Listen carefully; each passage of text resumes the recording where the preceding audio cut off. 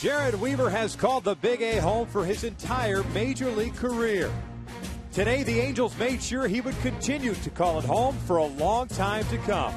So congratulations to Jered, the Angels, and to Angel fans everywhere.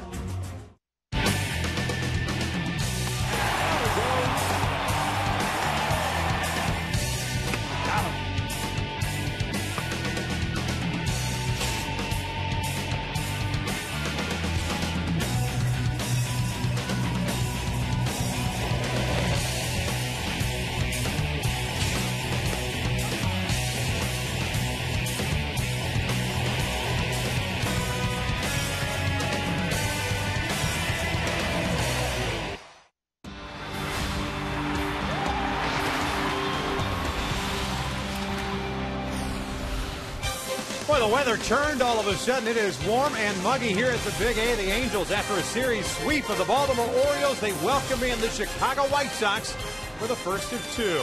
Hi, everybody, from inside the Big A. We welcome you back to Angels baseball here on Fox Sports West.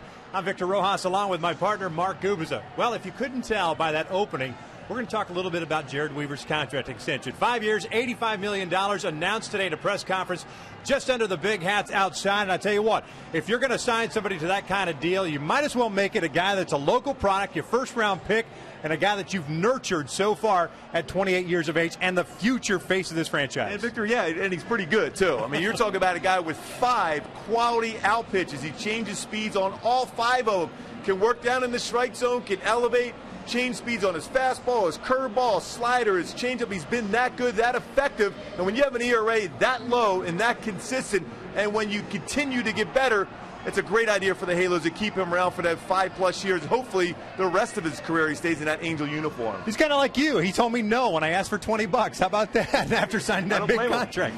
Hey, it's Ervin Santana is on the mound today against the White Sox. Left-hander Mark Buehrle towing the slab for the Pale Hose. We're just about ready for baseball here at the Big A, so sit back and relax. We've got lineups and first pitch when we return.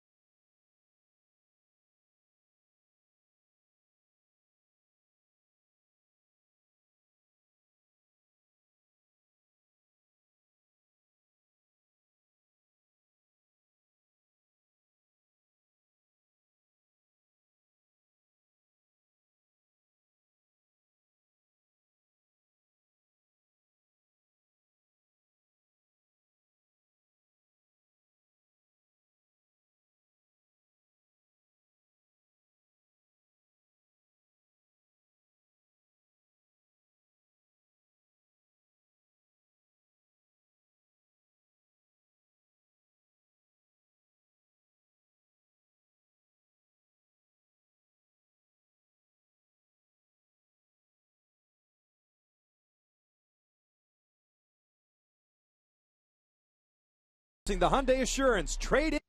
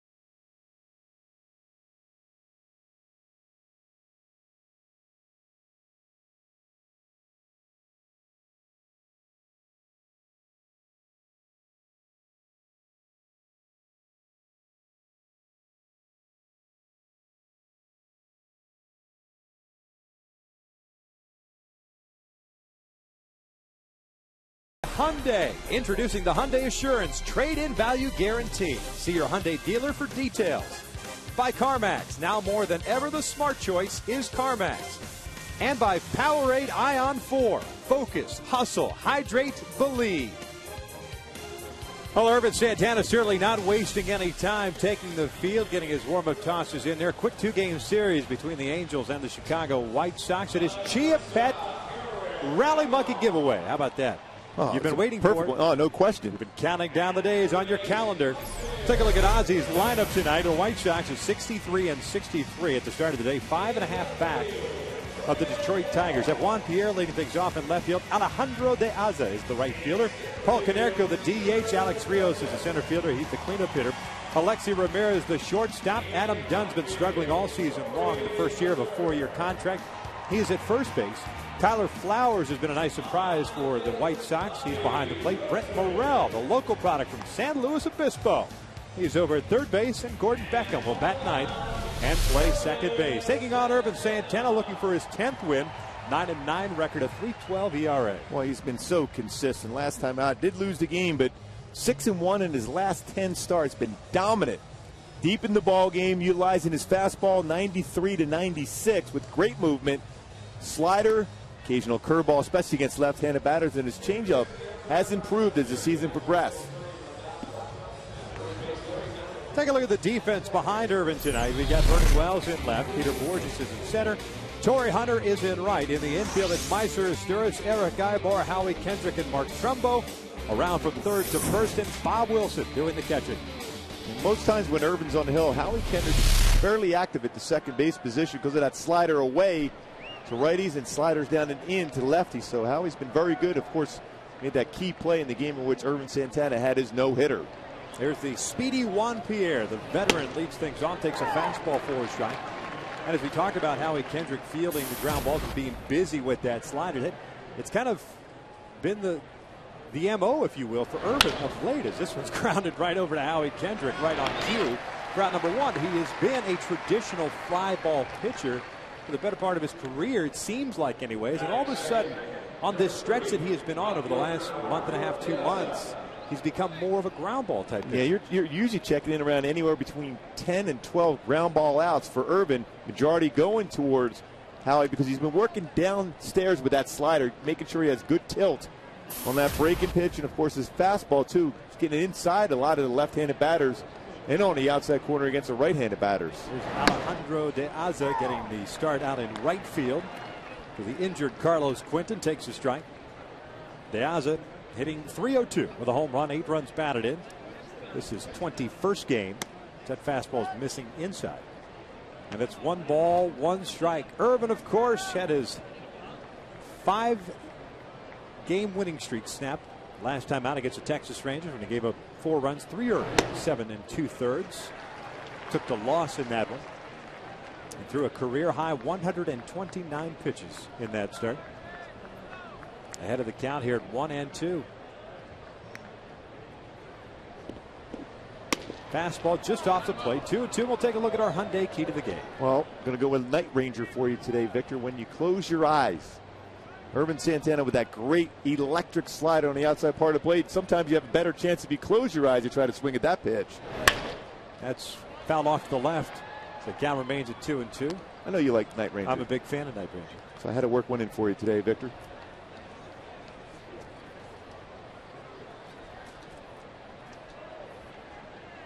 Here comes the 2-2.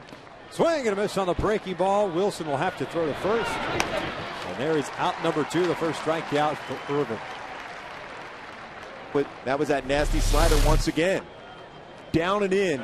Great break to that pitch. If you're a left-handed batter, you commit to your swing, then all of a sudden the bottom drops out. It's down in on your back foot. Well, we mentioned those last 10 starts, 6-1. ERA at 1.69 for Ervin Santana. And when you look at this pace and tempo he's had, he doesn't waste any time in between pitches anymore.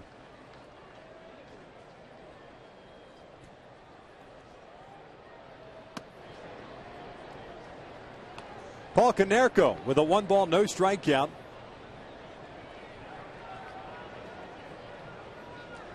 Hitting .312, 28 home runs, 85 runs batted in, not skipping a beat. free agent last offseason, signing a 3-year deal with Chicago. Coming off a 39-homer, 111-run batted in season last year. He's been spending a lot of time in that DH spot after getting hit on a pitch by Andrew Miller of the Red Sox. Got him in that left knee area, so he's been serving as a DH. Adam Dunn's been playing some first base. The White Sox, it seems like every time that they gain a couple of games in the standings in the Central, they seem to lose a couple of games. They've just been inconsistent, hence the .500 record for them. But they have played very good baseball out on the road all season long. They are 34-27 away from the cell. As Konerko shoots one out to right field, Torrey easily moving to his right, makes the catch, and it's a 1-2-3 inning for Irvin. We head to the bottom of the first as Sturis, Borges, and Abreu to face Mark Buehrle with no score.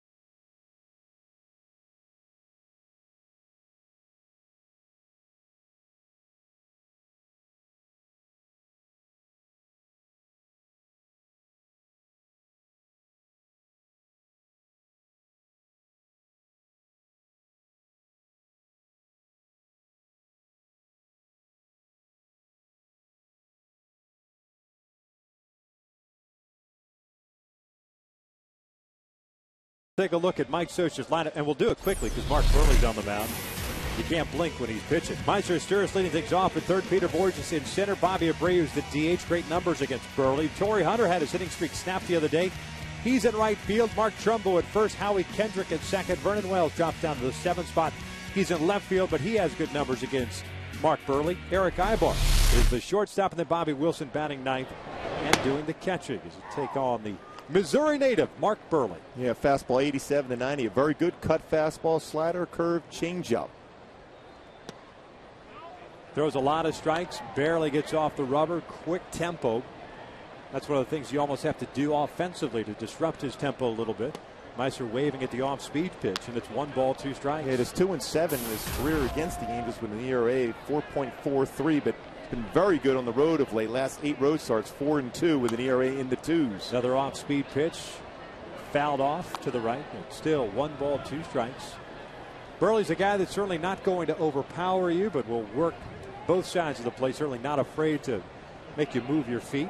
Looks like they're going with another off-speed pitch, and this one cued off the end of the bat. A foot save and a beauty by Alfredo Griffin. The count still at 1 ball, 2 strikes. Buehrle's coming off a loss against Cleveland. Gave up 4 runs, 12 hits, and 7 1/3.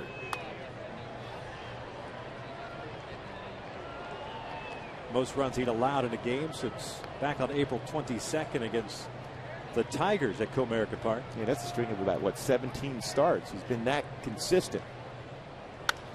Lifted in the air down the line. Long run for De Aza toward the foul line. Not going to get it. It falls in there, and then he bobbles it. Meister's trying to go to second, and easily he's going to be thrown out.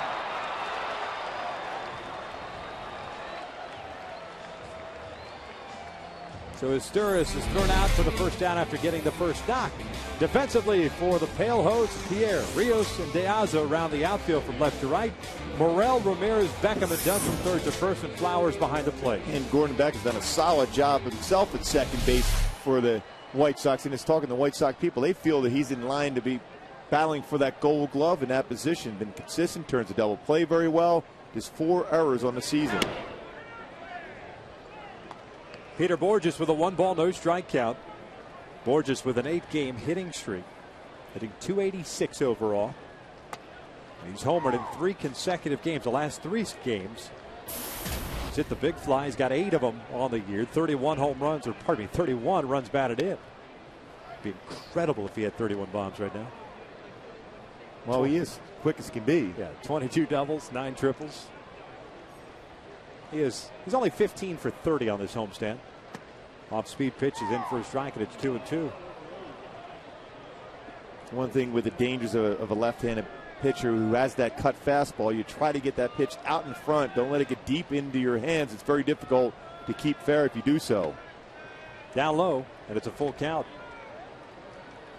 Bobby Abreu on deck. Torrey Hunter to follow if we get that far. 1 out here in the first with no score. 3-2 pitch. Bourjos pulls one to short. Ramirez has it. Doesn't waste any time. Low throw and done. Can't dig it out of the dirt. So Bourjos will reach in what should be the error charged to Alexi Ramirez, who we've been told has been playing gold glove caliber defense of late. But that's what speed does. It forces you to do things out of your normal routine.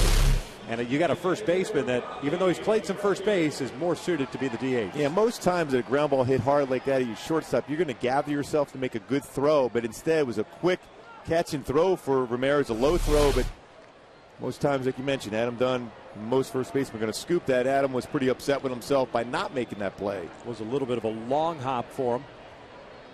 14th error for Ramirez. Man on for Bobby Abreu and 1 out. Bobby showing bunt. Rolls it foul up the third base line. Morel will grab it in foul territory. No balls and a strike. Calling the balls and strikes tonight, you've got Tony Randazzo. Larry Vanover is the first base umpire. Brian Gorman at second, and Dan Bellino is over at third. Veteran crew. Bobby pacing himself back to the batter's box. Hitting .254 on the year, 6 home runs and 48 runs batted in. Mentioned he's got good numbers against Burley, 10 for 19 in his career.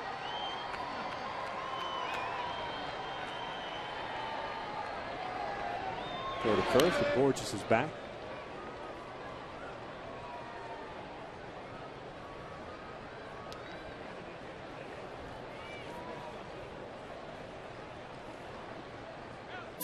Peter with 17 stolen bases. He's been caught 6 times. That is just off the plate. 1 ball, 1 strike. And Burley, one of the best pickoffs in the game. 5 pickoffs so far this year. Only allowed 2 stolen bases against him.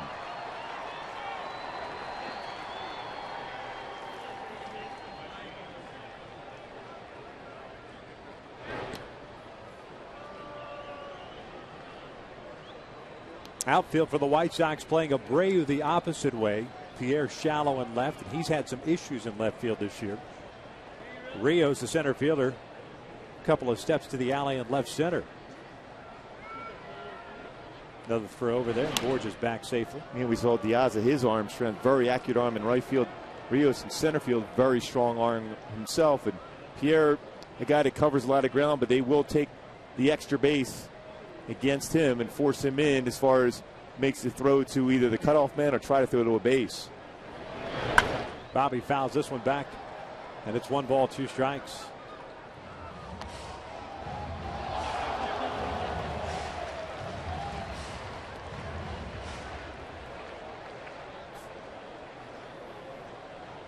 So a 1-2 count here in the bottom of the first. Asturias got a base hit down the right field line, but then was thrown out trying to stretch it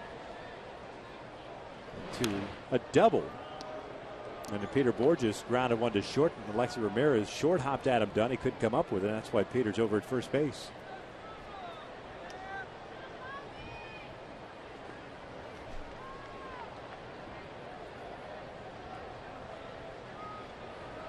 Another throw over.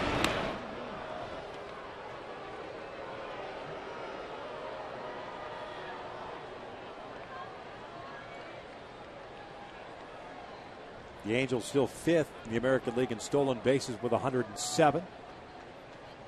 Difficult to run on Burley as Bobby lays off the high fastball. It's 2 balls, 2 strikes. Matter of fact, when you look at these 2 teams, numbers-wise, as a team. Very similar as far as batting average, home runs, runs scored, slugging percentage, on-base percentage.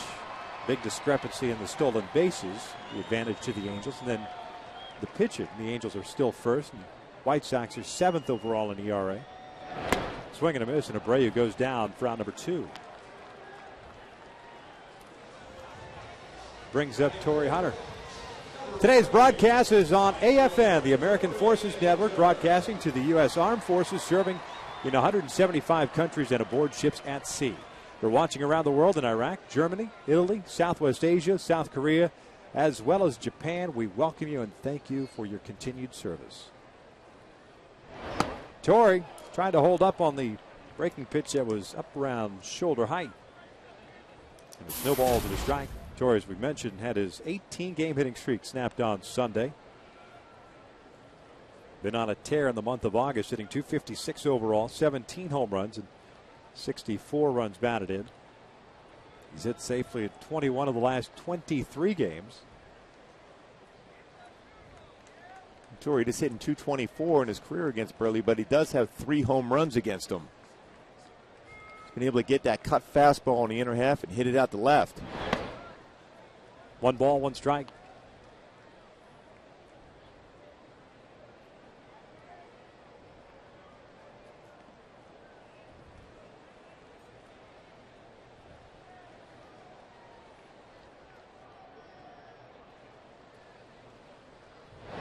Pulls this one through the left side, a base hit. Why not start a new hitting streak?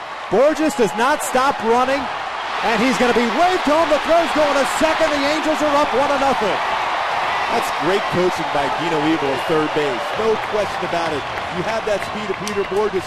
Once he saw Pierre starting to throw the ball to second base, right away he sends him home. Very aggressive, a gift run for the Halos, being aggressive. That's just an absolutely superb job by Dino at third.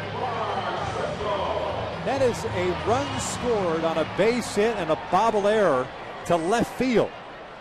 Never stopping. That's the thing. He doesn't slow down. He picks up his third base coach, and Dino sends him home, and you get a run out of it. And, of course, Torii gets into scoring position himself. Mark Trumbo swinging at the off-speed pitch. It's a single and an error. No RBI for Torii Hunter.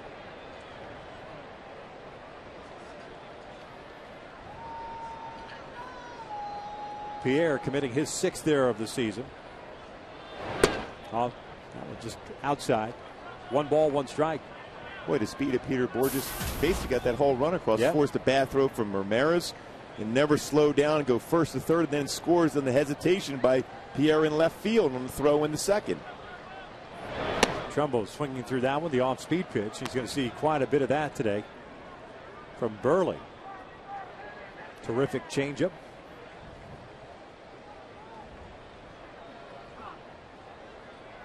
Trumbo hitting .260 overall with 23 home runs and 69 runs batted in. Gets jabbed with the fastball. And it's 1-2.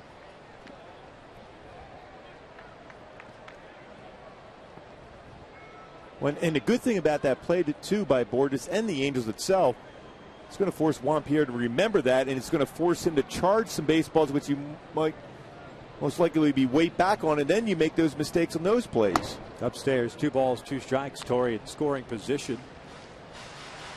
And why would you think, as a left fielder, that you've got to throw the ball on a line toward home in that type of situation? You figure that most base runners would be stopping or slowing down at third base, or even stopping at second. I mean, back, that amazing that he got into third base that quickly. We mentioned the arms of the outfielders here for the White Sox. Juan Pierre, they're going to challenge. I mean, he's a guy that can cover a lot of ground, but they will challenge his arm strength. Rios and Diaz both have strong arms, but Rios in center field, it takes a little bit longer to throw the ball at times. They will challenge him. Diaz, we saw that already in the first inning here against Historis. Very strong and accurate arm. 2-2, looped out to shallow left. Pierre's coming on. He'll make the catch. The inning comes to an end, but the Angels get a run on 2 hits, 2 errors, and leave a man on. 1 complete, and the Halos are on top 1-0.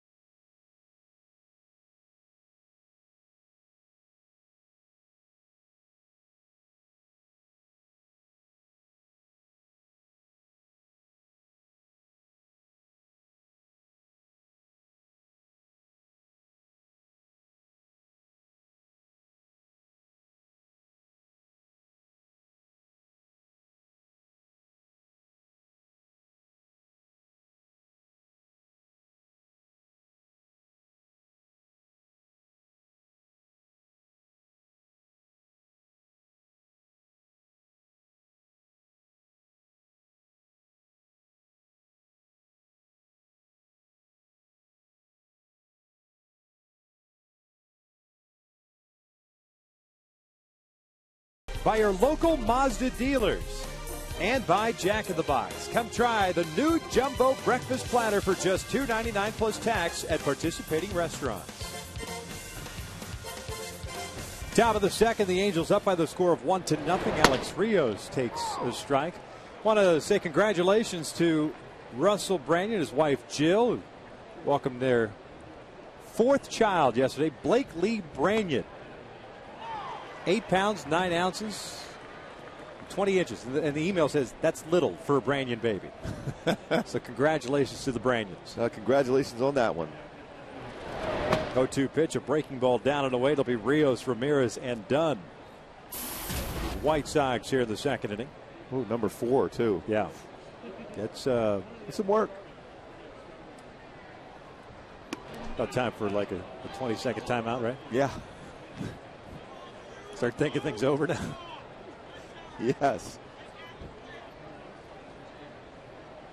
Rios hitting .214 on the year. Grounds this one over to Trumbo. Slams the bat down, almost runs over it himself as he's running down the line. There's out number 1. And that's the exact reason why Ervin Santana is getting a lot more ground ball outs. Good trajectory, working down with that fastball over the front leg. Especially with the reputation Ervin has having one of the best sliders in the game. When you get a hitter thick in terms of that area of the plate, then you throw a fastball down there, you're going to get a lot of weak ground ball outs. For the better part of the first 2 months of the season, 2+ months of the season, you had Ervin struggling between that curveball and the slider, getting around it, becoming very flat, becoming very hittable. So he's been locked in over the last 10-11 starts as Ramirez takes a strike on the inside corner. It's 0-2. And fastball in at the knees at 92. But he also has the ability to rush the fastball up at 95, 96, and it seems to get firmer as the game goes along with the fastball. In tight, 1-2.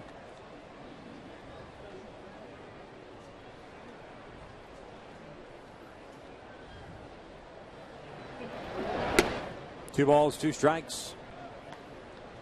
Alexi Ramirez hitting .261 with 13 home runs and 53 runs batted in. Committed one of the 2 errors in the bottom of the first. Ground ball to third as Sturis lays back on it for that second hop. 2 outs.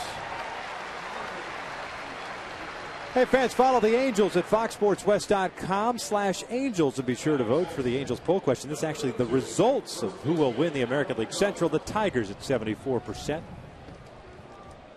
Hawks not going to be happy with that. No.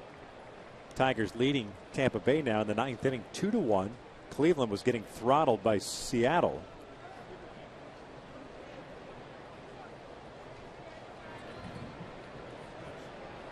(12-7). That's now a final. Dunn did not go around according to Dan Bellino. So it's 1 ball, no strikes. So the Tigers have a chance to go. Well, if they win, they'll go 6.5 on Cleveland, and depending on what happens here with the White Sox. Cleveland and Chicago tied in second place in the Central.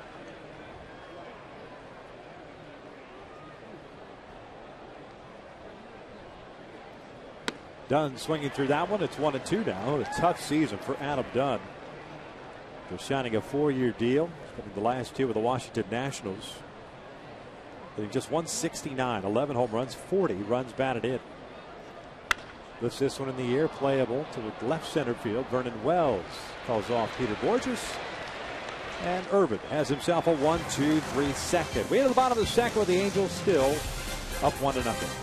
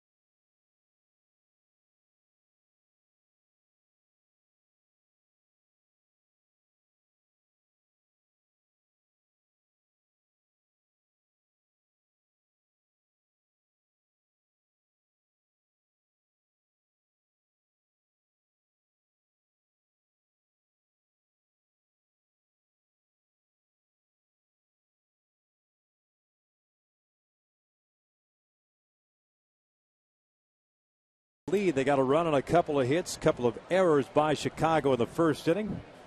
Irvin has faced 6 batters. He's retired all 6, including 1 strikeout, as Howie Kendrick takes the strike. Kendrick, Wells, and Ibar here in the second against Mark Buehrle, who picked up a strikeout himself in the first. Howie swinging through that one. And it's no balls and 2 strikes. Howie at .291 on the year. He's hit left-handed pitching well. A .319 average against lefties. Fouls this one off to the right. Picked up his 10th home run on Sunday, matching his career high. Well, Buehrle does a great job of staying away from the middle part of the plate. He either goes to the inside corner to a righty or throw a changeup away. He stays away from the middle. This one lifted in the air toward deep left center field. Rios giving chase, still going back at the warning track. Leaps up, score! Big fly for Howie Kendrick. His 11th of the season makes it 2-0 Angels. Boy, 11th home run. That ball was hit well, but that's a great carry here in the warmer weather. With the Howie Kendrick. Mentioned that great batting average against a lefty. This time tried to go inside with a breaking pitch. This time was elevated. You see the spin on the seams of the baseball. Didn't have that downward action. And Howie hits it out to left center field. New career high for Howie Kendrick. His 11th of the year. His 42nd run batted in. And Vernon takes ball 1.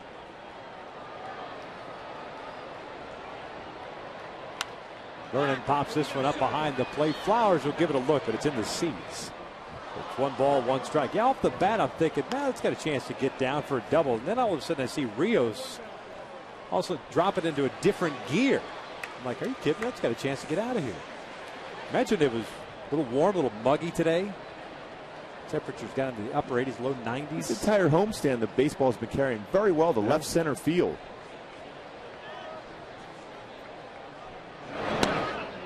Strike on the outside corner on Wells. 1 ball, 2 strikes. Vernon at .204, 17 home runs, 46 runs batted. He's got a .488 career average. It's Buehrle, hits one right back to the left-hander. And there's the first out of the second. So with 1 out, nobody on. Here comes Eric Ibar. The Halos at the start of the day, 4.5 back of the Texas Rangers. Texas picking up a half game yesterday as they shut out the Red Sox. The Angels were idle. Halos at 69 and 59. Look at the scoreboard, and they are in Texas in the top of the 8th inning. Boston leading Texas 7-4. A loss by Texas, a win by the Angels, and all of a sudden we're talking about a 3.5 game deficit. Mike doesn't like talking about those things, but we will. We continue to do so because that's how we roll. Yes, there's no question. Ibar lays off, and it's 2 balls and a strike. Mentioned a 2-game series here against the White Sox. Another off day on Thursday. It's a travel day to Texas. And the 3-game series against the Rangers beginning on Friday night. 3 balls and 1 strike. Halos go out on the road for a 7-game road trip, 3 in Texas and 4 in Seattle. 3-1 pitch. Ibar pulls it to short. Ramirez has it. Drops.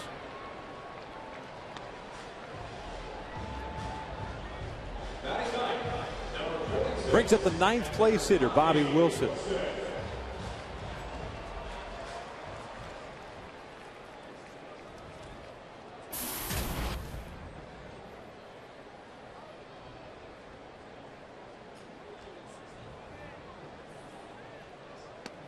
Bobby looks at a strike, hitting 192, no home runs, 5 runs batted in. Bobby was behind the plate in Sunday's win against Baltimore. Had an RBI double in that game. He was in the hole here at 0-2. On that last road trip, Howie Kendrick struggled to hit the ball. Now 9 for 24 on this homestand. Seems to have found that swing once again. A number of base hits to right, a couple home runs during the homestand.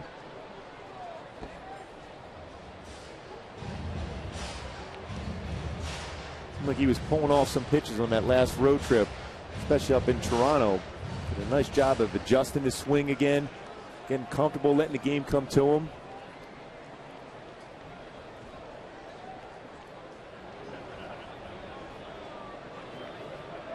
No balls, 2 strikes. Upstairs, 1-2.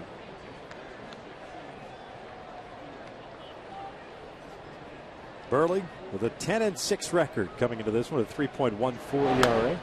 It's Wilson to foul back that high breaking pitch. Mark Burley, a free agent to be, signed through this year. You wonder if the White Sox bring him back or if he decides to go somewhere else as Wilson pops this one up. Second baseman Gordon Beckham has the call. After the Howie Kendrick leadoff home run, Burley retires the next 3 in a row. 2 complete. The Angels lead it 2-0.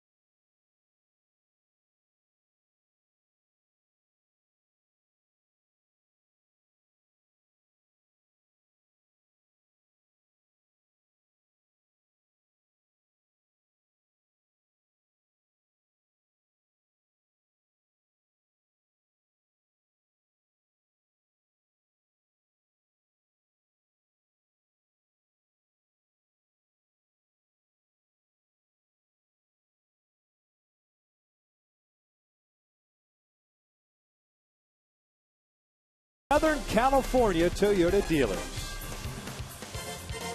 Top of the 3rd here at the Big 8. It's 2-0 Halos. Flowers, Morel, and Beckham here in the 3rd. Conserve and Santana. 1 strikeout, no walks. 6. First ball swinging is Tyler Flowers. He rolls a foul. Flowers hitting .316 with a home run. 3 runs batted in. He's done a nice job both offensively and defensively for Chicago.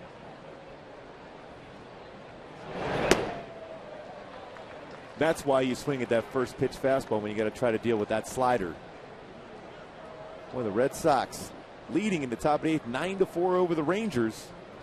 Red Sox have had their troubles against the Rangers this year. Winless. Certainly not tonight. Yeah, winless against Texas this year. The Red Sox are, but they've scored 2 so far in the top of the 8th inning, and they're trying to get a 3rd. Terry Francona apparently arguing that the ball that Scutaro just doubled in 2 runs with, he thinks it may have gone out, so they're going to look at the replay on that one. Well, the 0-2 slider by Santana to Flowers just off the outside corner, barely came in with a 94-mile-an-hour fastball. Flowers has to be thinking he's going to go with a slider, and that's what he's going to do right here. Swing and a miss down goes Flowers, and there is out number 1. As part of our Fox Sports Supports charitable initiative, we are proud to wear these pins during our 2011 MLB on Fox Sports West season to support Stand Up to Cancer and their work to fund groundbreaking research that helps accelerate treatment to patients. For more information, please visit standuptocancer.org/Fox Sports. 2 strikeouts now for Santana. The first pitch to Morel is outside.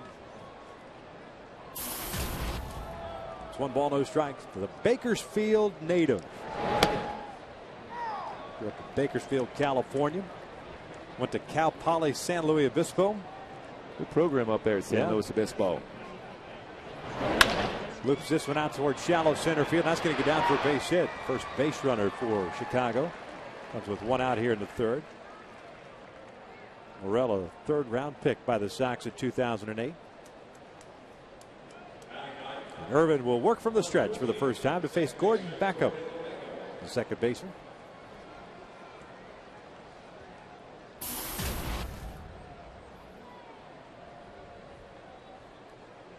Beckham hitting .237 with 9 home runs and 33 runs batted in. Swinging through the fastball there, 95. It's 0-1. You can hear that terminology, free and easy with the fastball. Ervin Santana's arm action on the fastball, not restricted whatsoever, getting over the front leg extremely well with the fastball.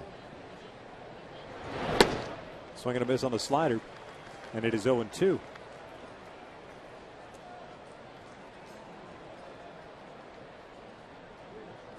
And his focus so intense. Before certain things, when he makes a mistake, that'll bother him. Certainly not the case anymore. Lays off that breaking pitch. And it's 1 ball, 2 strikes.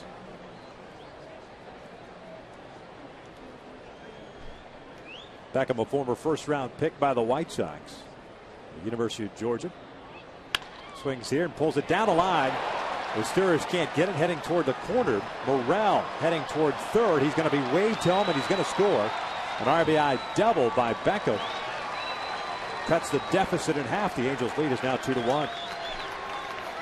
That's the one thing, when you go in the inner half against Beckham, that's the spot where he's going to get a good swing at the ball in the inner half. You have to get off the plate if you're going fastball in. Bobby wanted that fastball in, didn't get it quite off the inside corner, and gets it by Estorris down the line for a double.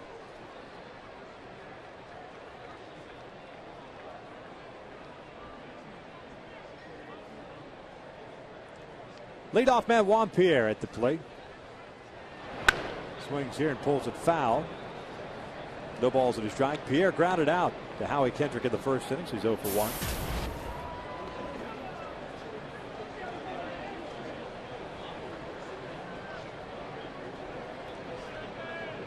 One out here in the third. 1 run in and a man in scoring position for the White Sox. Just off the plate. 1 ball, 1 strike.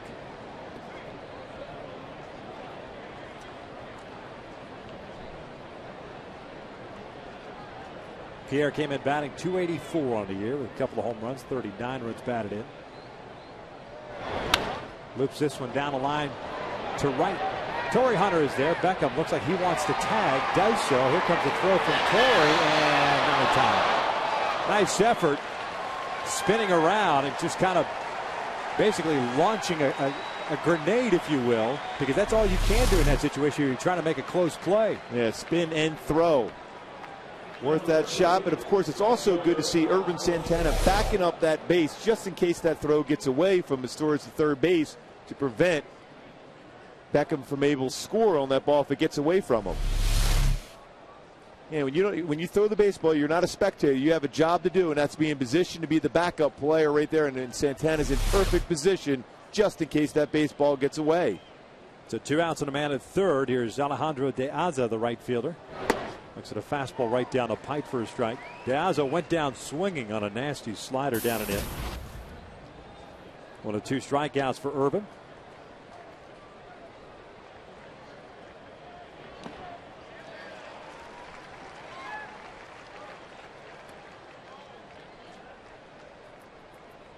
No balls, 2 strikes.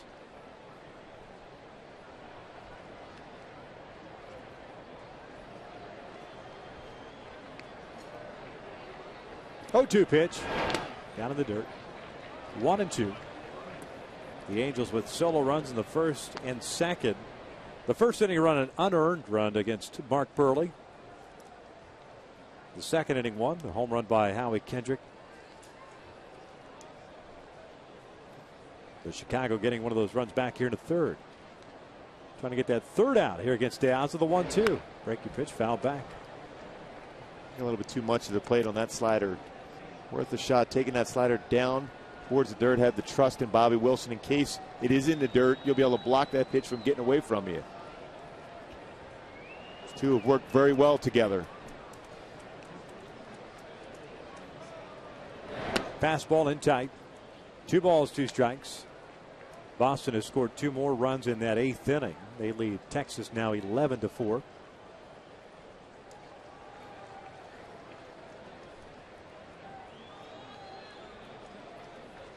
2-2 pitch. Breaking pitch, rolled foul. Boy, had him on his front foot and everything.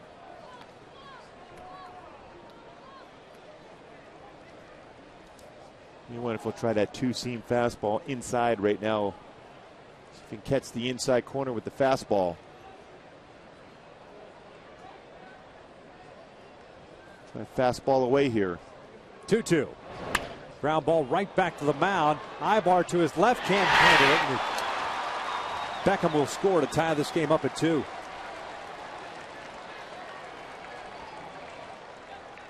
Little seeing eyes single right back up the middle that Irvin just could not handle. And then once it got to Ibar, he couldn't handle it either. And that's one thing we talked a number of times with Irvin. The way he lands is very difficult to land in a good fielding position. Ball just gets right by him. It's a play as a pitcher you feel you should make. Because he's fallen towards first base, more difficult for him to reach back with his glove and make that play.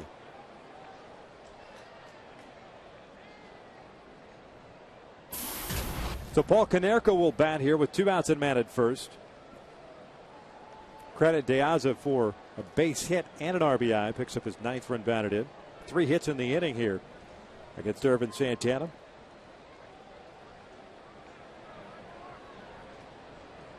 Konerko's 0 for 1, hit a fly ball to right field in the first inning.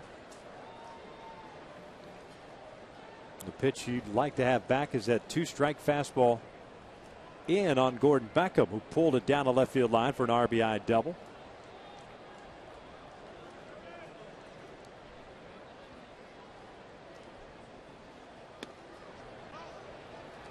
Pretty good pitch right there. Yeah. Missed by a lot. Again, back to the pitch to Beckham. And we've seen over the years, that's the pitch he hits well against the Angels. You can see that 94-mile-an-hour fastball caught the corner. But he's always been effective on pitches on the inner half, especially fastballs.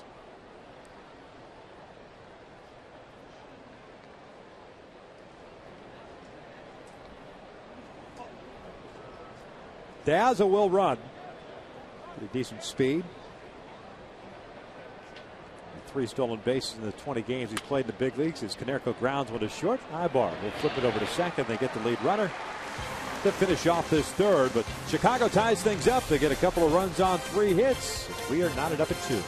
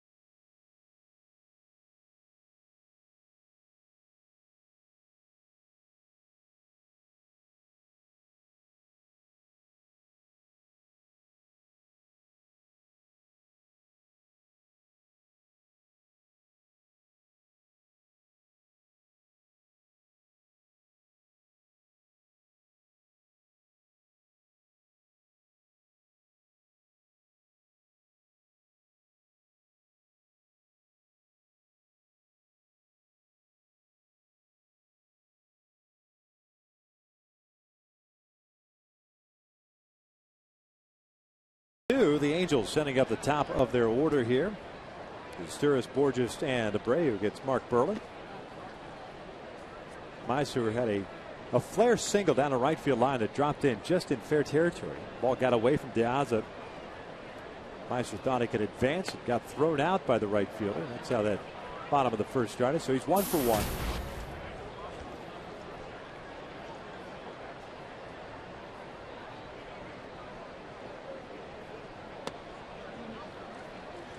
3 balls and no strikes.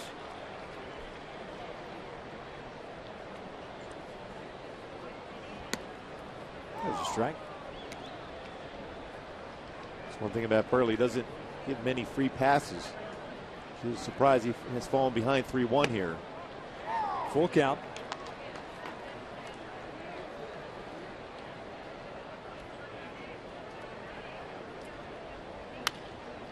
Fouled off to the right. Boy, what a career this left-hander has carved out for himself. 32-year-old from St. Charles, Missouri, a 38th round pick in 1998 by the White Sox. 3-2, lifted toward the alley in left center field. Rios giving chase, not going to get this one. It's a one-hopper off the fence. Meister on his way to second with a double. Rios almost throwing that ball away and allowing Asturias to advance another 90 feet. And a baseball hit to left center field, just kept carrying away. Fastball down, 3-2. Buehrle's going to throw a strike. And Meister was prepared to hit that ball well. One hops the wall.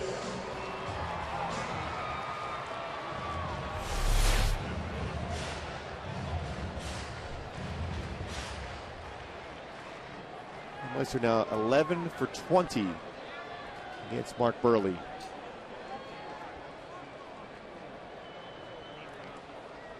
Here's Peter Bourjos showing bunt, pushing it foul on the first base side. No balls and a strike, not a bad idea. Yeah, definitely force Adam Dunn to come in and field that baseball. Buehrle's a guy that fields his position exceptionally well. Very active off the mound.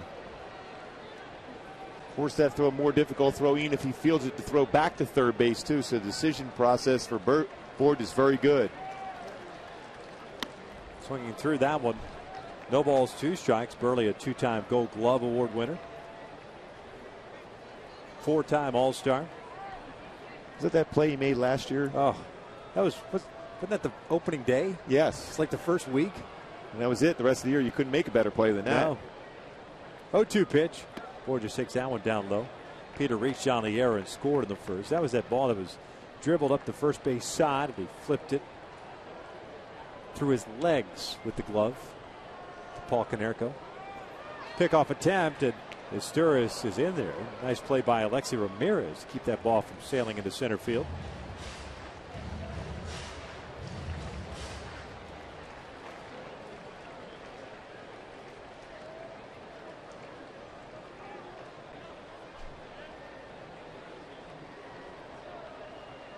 One-two pitch. Bourjos goes down swinging. Unable to advance the runner. There's out number 1. Fans groups of 25 or more can enjoy exciting Angels baseball for as low as $6 per seat. Make your plans to be part of the 50th anniversary celebration and book your group outing today by calling 888-796-HALO or by visiting angels.com/groups. The strikeout of Bourjos, a second punch out for Buehrle. 1 out here in the third, and Asturias still at second base. Led off this third inning with his 28th double.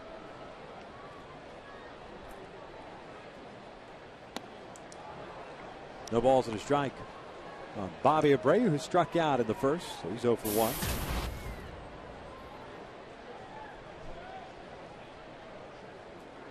Good numbers against Buehrle. 500, 10 for 20. He did strike out his first at bat against him.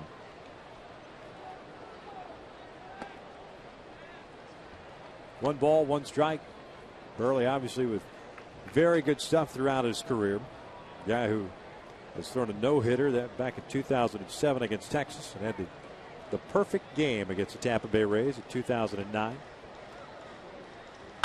Rolls this one back to Buehrle, does Abreu. 2 outs. Bobby seemed to be pulling off that pitch.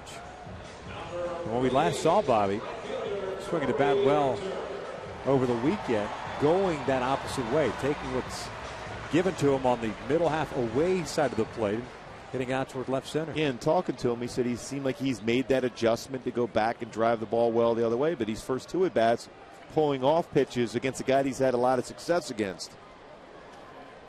So it's going to be up to Torrey Hunter here. Meister's still in scoring position. And Torrey takes a strike. He had that base hit in the first inning. 1 for 1.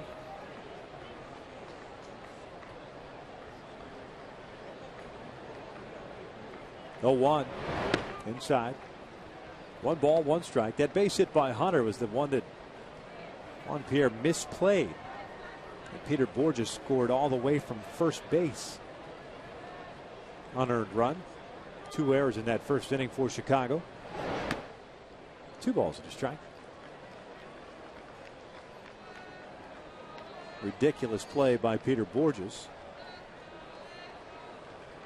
The Angels helped out too by Pierre throwing the ball to second base. So no play at the plate.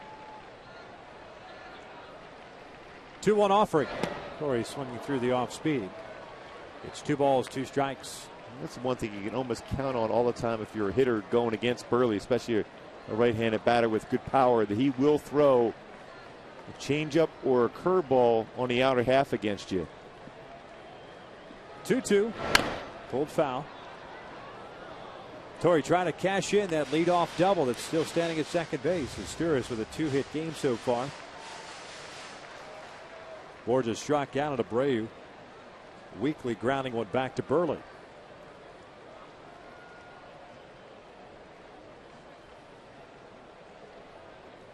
Another 2-2. Lays off that one, and it's full count. Buehrle's at this stage of his career where you almost have to think backwards as a hitter, looking off speed.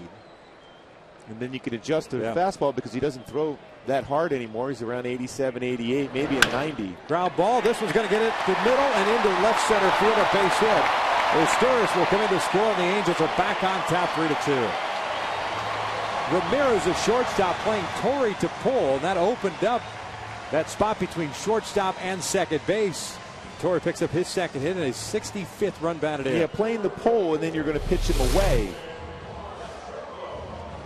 Plays into Torre's, and it's a good swing, that 2-out approach that Torre has used so successfully in the month of August. Big RBI by their big hitter once again. So man at first with 2 outs now, and Trumbo at the plate. Trumbo lined out to Pierre to end the first.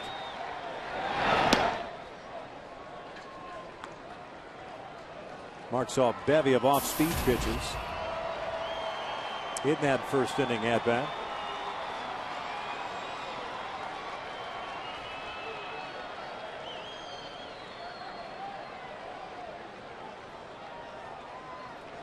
Here's the 1-0. Lays off the off speed. It's 2 balls and no strikes. Yeah, but it's not a given he's going to get a fastball here too. It might be forcing Mark to drive the ball to right center field. Occasionally Buehrle will throw a cut fastball off the plate in these type of spots to see if he can be overly aggressive, but most times going to try to stay away. We'll go with the cut fastball once again inside.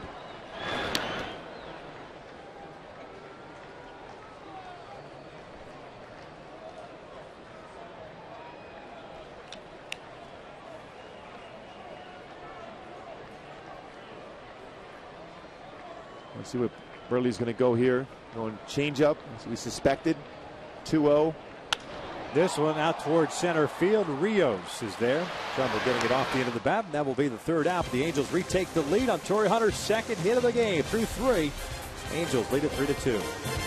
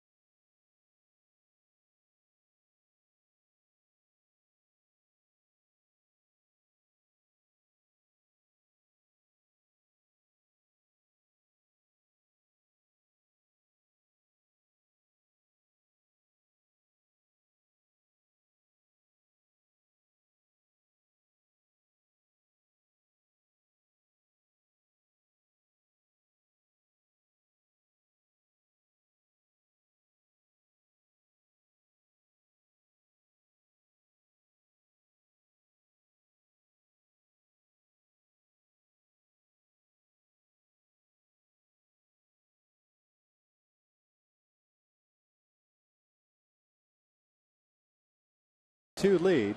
Irvin Santana to face Rios, Ramirez, and Dunn. It's time now for our AT&T trivia question. Jared Weaver, 78 wins with the Angels. Who are the only 5 pitchers with 100 or more?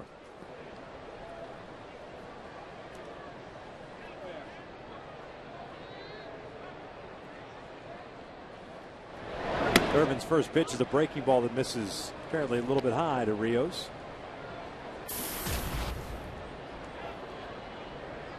Rios grounded out in the second inning. He's 0 for 1 as he lays off that pitch. It's 2 balls and no strikes. 2 punch outs for Santana, no walks, 3 hits allowed, all 3 coming in that third inning. Delayed call by Tony Randazzo there, and it's 2-1. Irvin throwing 24 pitches in that third. Now toward the alley in left center field. Wells and Borges. Wells can't get it. Borges gets the baseball back in there, and Rios is on board with a leadoff double. Number 10, shortstop, Alexei Ramirez. Rios gets a fastball, that movement, middle part of the plate. Like Vernon Wells at the last second slowed down as Borges was cutting across. Ball gets by for a leadoff double.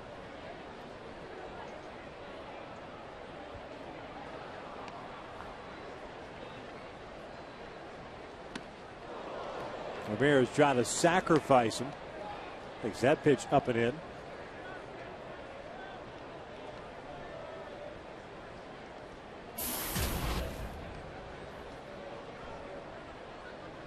Ramirez 0 for 1. He grounded out to Asturias in the second. Meiser playing in. Fouled back to the right. 1 ball, 1 strike.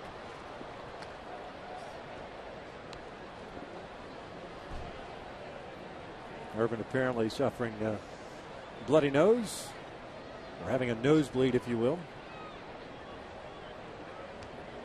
Yeah, he's had that before a number of times. 2 balls and 1 strike. I remember a time in Detroit where he threw a complete game shutout with the same type of issue before.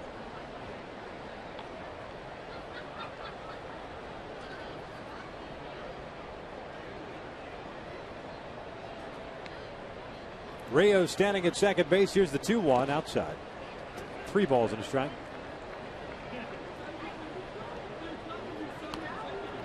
Adam Dunn on deck.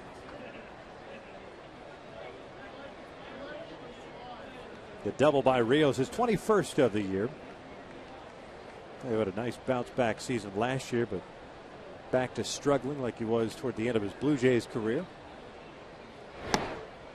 He walked him.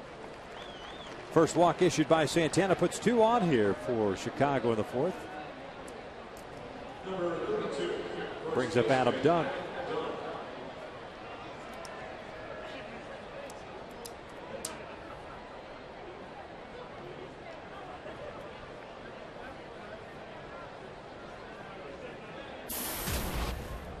Dunn hit a fly ball to left to end the second inning, so he's 0 for 1.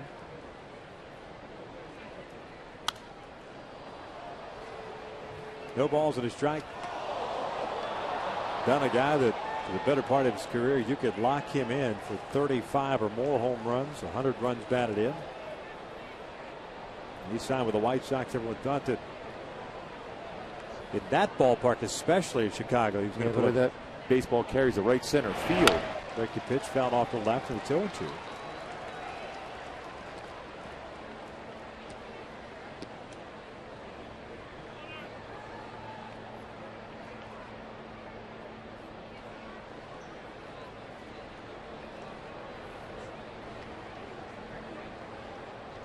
Pitch. Almost got him to at least check his swing on that 0-2 slider.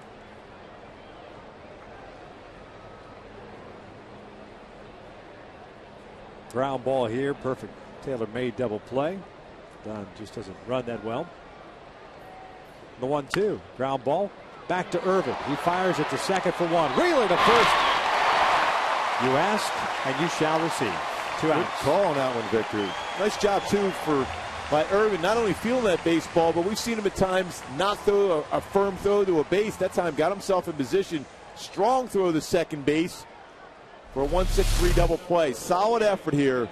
Great pitch away, forced him to try to pull the ball. A good, firm throw to Ibar, who's able to turn 1-6-3 double play. And if Irvin doesn't get that ball, it goes to Howie, and it's just a 4-3 put out at first base. That's how slowly hit that ball was, a fastball away. So 2 outs here. First pitch swinging is Tyler Flowers, and he fouls it back. No balls in a strike. Flowers a strikeout victim leading off to third. So 0 for 1. I think a lot of times when you're a pitcher, too, you have the comebacker like that. If you throw the ball in like it, what an infielder would throw, it's a better chance to make an accurate, firm throw. Boy, nice job by Bobby Wilson blocking that slider. It bounced out in front of the plate.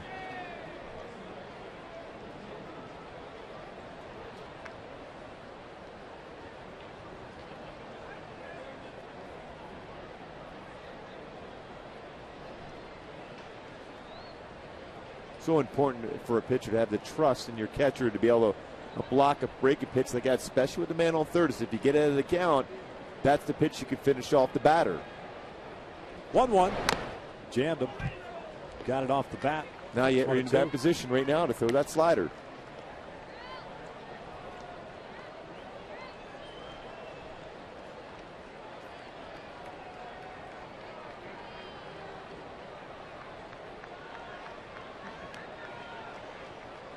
Here comes the 1-2 pitch. Down low. 2 balls, 2 strikes.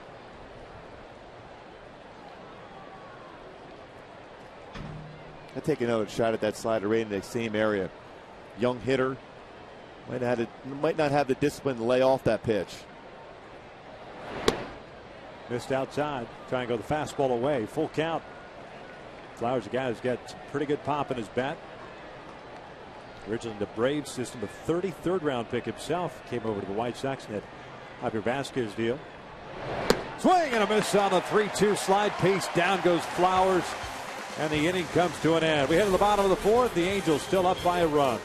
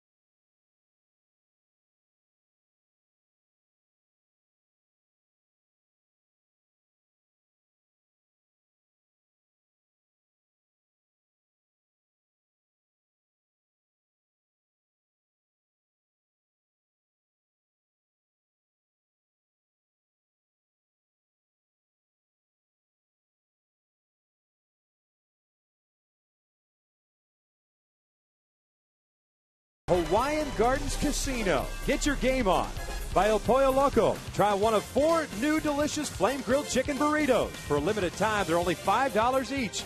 El Pollo Loco. Feel the Mexcellence. And by Time Warner Cable.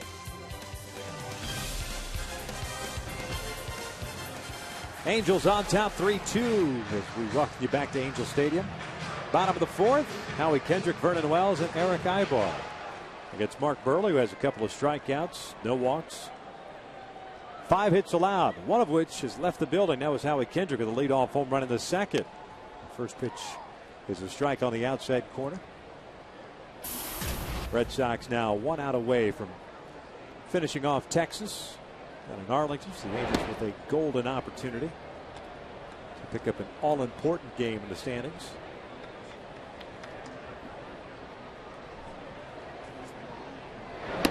In tight, 2 balls and 1 strike. The home run that Howie hit in the second, his 11th of the year. A career high for him. 42nd run batted in. It's 3-1.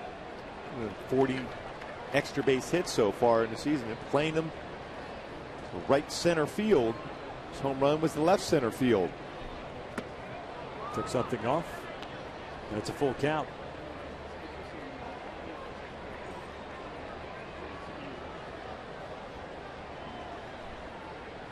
Payoff pitch.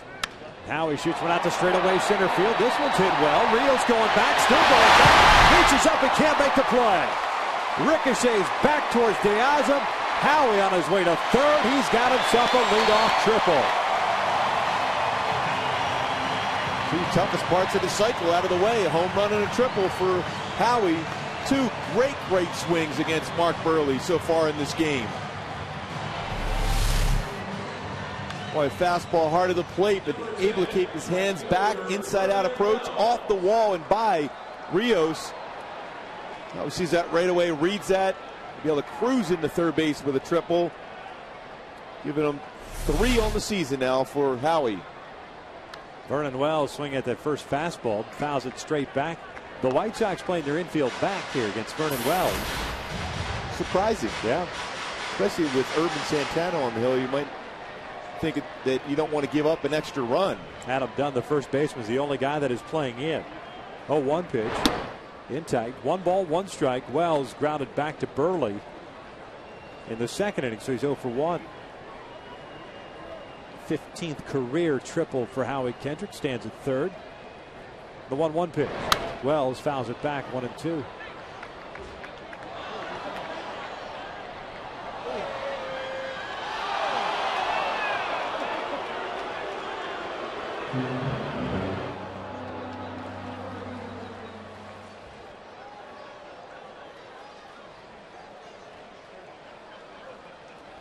One-two pitch. Wells pulls one to third, and Morel is right there for out number 1. Let's go back to our AT&T trivia question. Talking about pitchers with 100 or more wins in their career. For the Angels, see Jared with 78 victories. For the other 5, Chuck Finley, Nolan Ryan, Mike Witt, Frank Tanana, John Lackey, who picked up the win tonight for the Boston Red Sox. It's a final now, 11-5, Boston winning. We saw Chuck Finley earlier today at the press conference for Jared Weaver, getting that contract extension. Yep. Ozzie now brings the infield in with Ibar at the plate.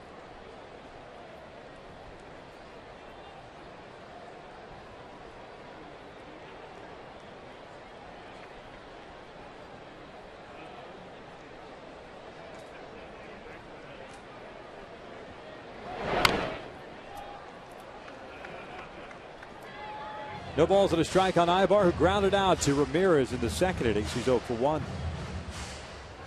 These are the spots for Erick Ibar. Tends to be overly aggressive, swinging at pitches down and in, whether he's batting right hand or left hand. Just look for a pitch. He's going to throw something away at some point. See if you can get it elevated, hit in the air, and drive him in with a sac fly. Looped fouled on the third base side. This will land in the seats.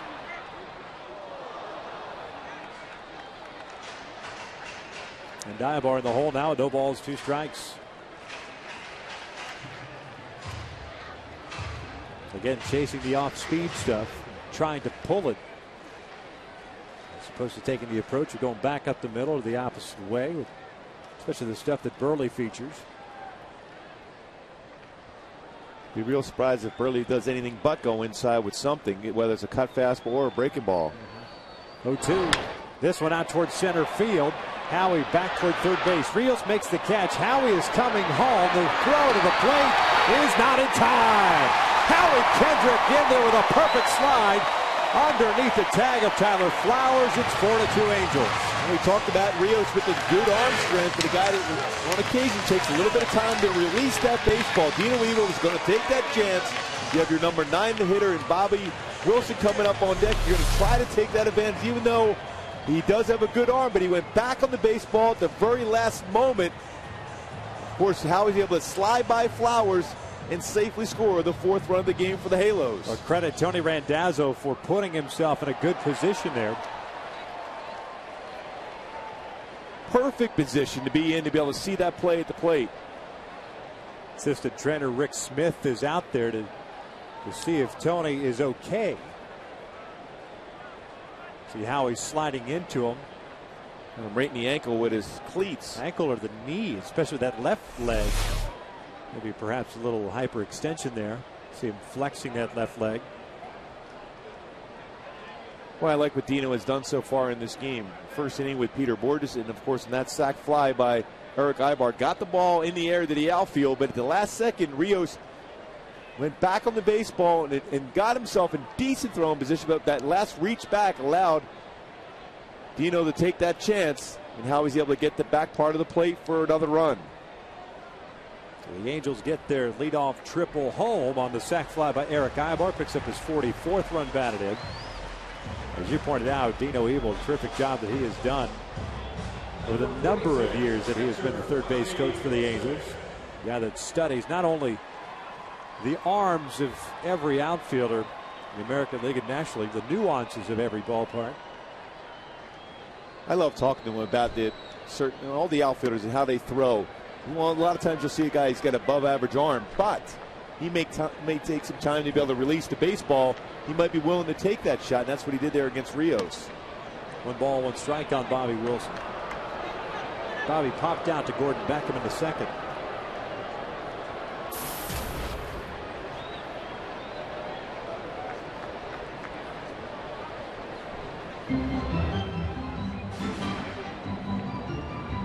The other thing I love watching Dino do is the way he moves down the line, especially a guy coming from first to third or a guy trying to score from second on a base hit. Just gives the runner as much opportunity to pick him up. Yeah, great view where he's at, whether he's stopping you or sending you.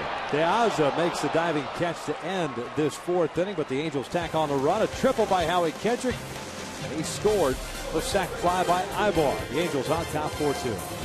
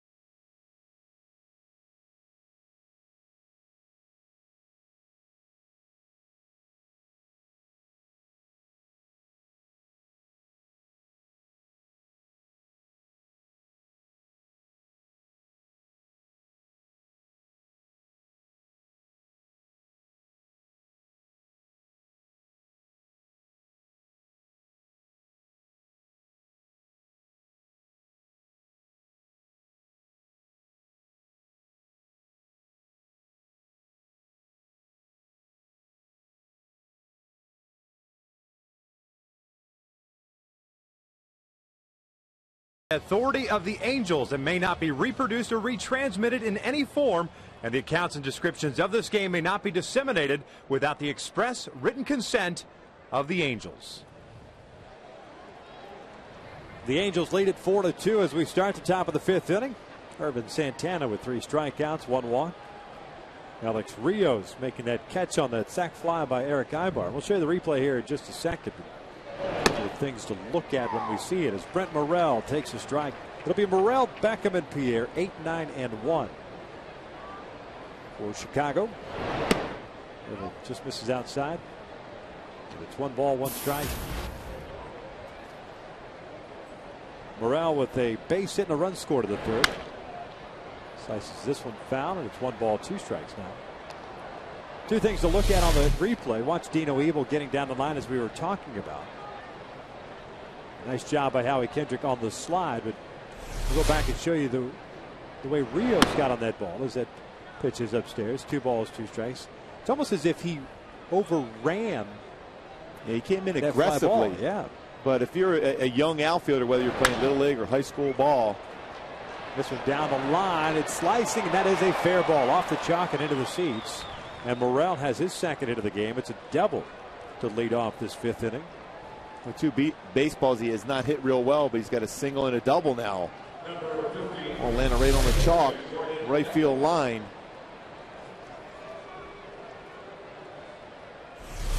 Kicks into the stands for a ground rule double. 14th double for Morel, a 2-hit game. Second consecutive inning in which the White Sox have had a leadoff double. Rios did it in the 4th. Beckham base hit off the mound. This one's off the mound, and thankfully off the mound because Ibar is able to make the play.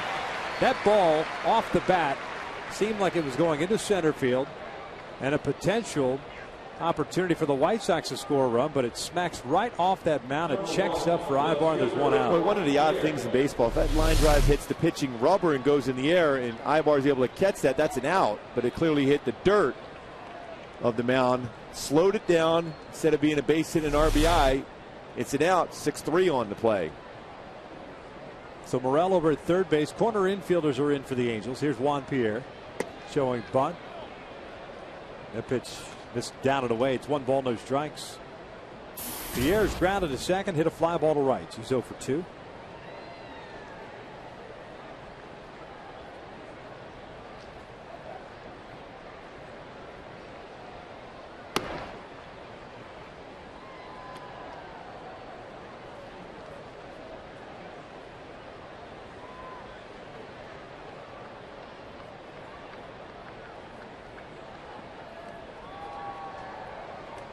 Two-0 pitch.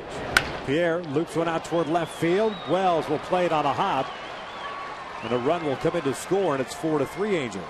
Pierre with the RBI, his 40th of the year.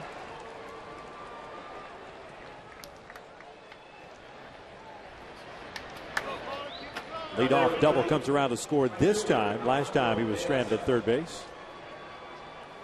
So 1 out, 1 on for Alejandro De Aza, the right fielder. De Aza 1 for 2, had an RBI single in the 3rd inning, a strikeout victim in the 1st.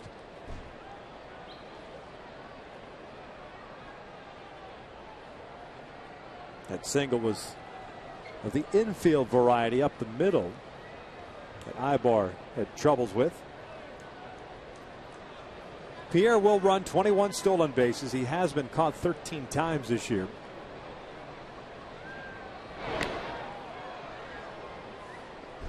That's one thing, one part of the game that Mike Butcher's worked a lot with Ervin Santana, trying to slow down the running game against him.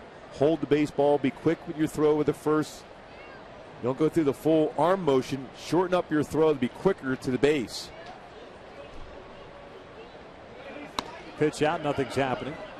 And now it's 2-0.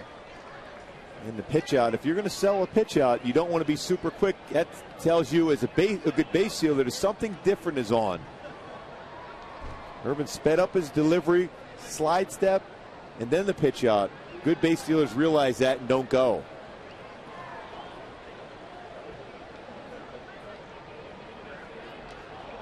A nice play by Trumbo. Saving a throwing error by Santana, and possible having Pierre end up at third base.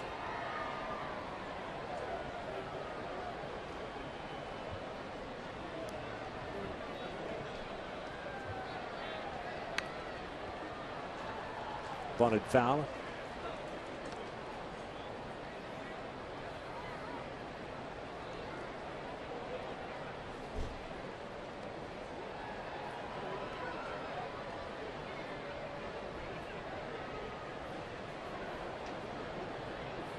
Ozzie also in the last year of his contract. Speculation as to whether or not he comes back to Chicago or goes to Florida if they decide to make a move going into their new stadium next year. So, a courtesy throw to first. Won that World Championship in 2005. Has done a nice job for him. I think Pierre is going to be going on this pitch. has that look.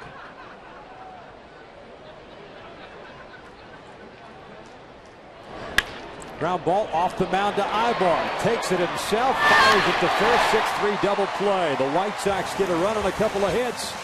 Nobody left on. We hit to the bottom of the fifth still. But the Angels up by a run.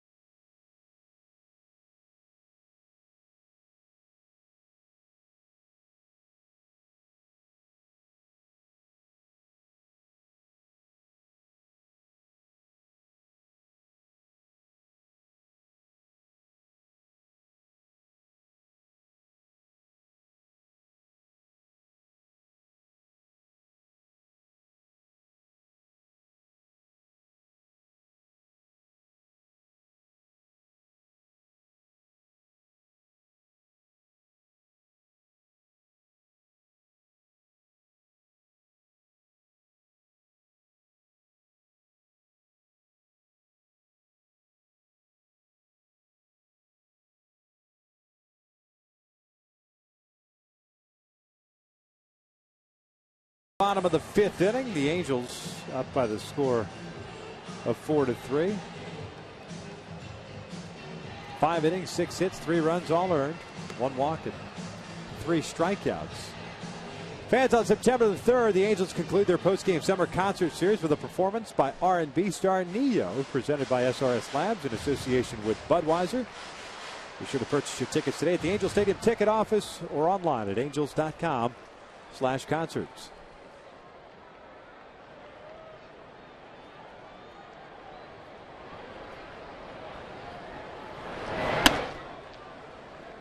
One, 2, and 3 for the Angels here in the fifth is Sturis, Borges, and Abreu.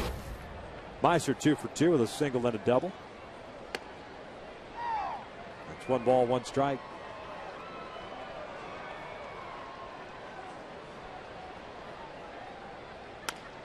Little number right back to Burley. Flips it over to Dunn, and there is the first out. First time Meiser's been retired today. So 1 out, nobody on for Peter Borges. Borges 0 for 2, although he did reach on the error by Alexi Ramirez in the first inning and came around to score the first run. The Halos with solo runs in each of the first 4 innings.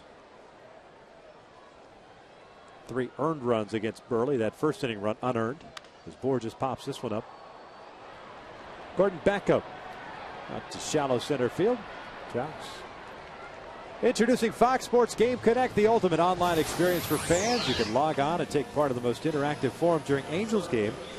Stats, trends, exclusive analysis, and live Twitter feeds, Scooby. Plus, you can even share your thoughts with the game broadcast. Fox Sports Game Connect, now available on foxsportswest.com. So 2 very quick outs for Mark Burley here to start this 5th inning. Bobby Abreu steps in, takes a strike. Bobby struck out on the first and hit a tapper back to Burley in the third. 0 for 2. You look for him to get back to that approach, the left center field swing for him. Boy, pulling off the baseball again tonight for some reason. Yeah, he doesn't look like he's picking up the baseball like a guy who's hitting 500 versus the guy on the mound. Burley doing something a little bit different, but been some couple of odd swings by Bobby tonight. The 0-2 pitch in tight, 1-2. It pretty much tells you you're going to try to flip some kind of break a ball outside now. See the splits for Abreu.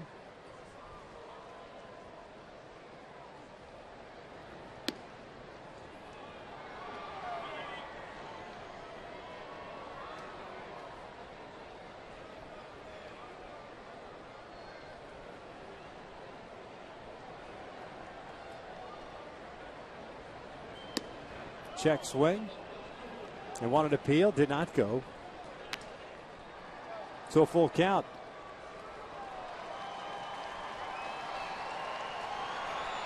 It's a fifth full count in the game for Mark Buehrle so far. Hasn't walked a batter yet.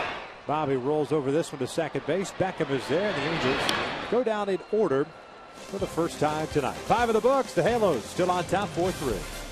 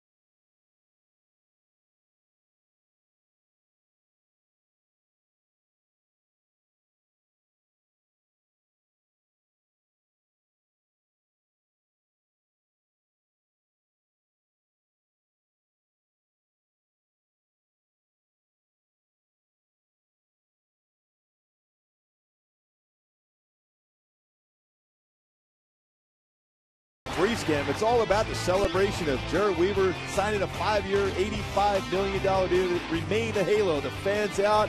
Tony Regan's, my partner Victor, doing a great job emceeing. His parents and fiance smiling, happy that Jared Weaver, of course, Mike Scioscia and Mike Butcher, like, all right, we got our ace in fold for 5 more years. What a day it was out there earlier today. Celebrate Jared, going to be around for a long time. Great job today, by the way, Victor. Thank you, buddy. It's nice and cool out there, too. Yeah. Nice. Yeah, even under the hats. Paul Konerko leads things off here for the White Sox in the 6th inning. Takes a strike. Konerko, Rios, and Ramirez. 3, 4, and 5 against Santana. Paul serving as a DH, 0 for 2 today. Fouls this one back. No balls, 2 strikes. 3 strikeouts, 1 walk for Santana. 6 hits allowed.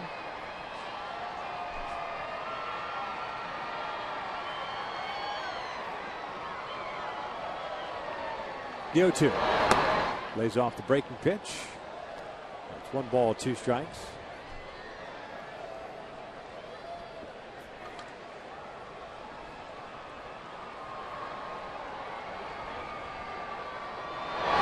Swing and a miss. Down goes Konerko as he tied him up with the fastball down and in for the first out here in the 6th inning. Well, what a spot with that fastball. 93 sink in action, 2-seam fastball underneath the hands of Konerko, who's definitely up in position to think he's going to try to attack that slider. Instead, fastball down and in.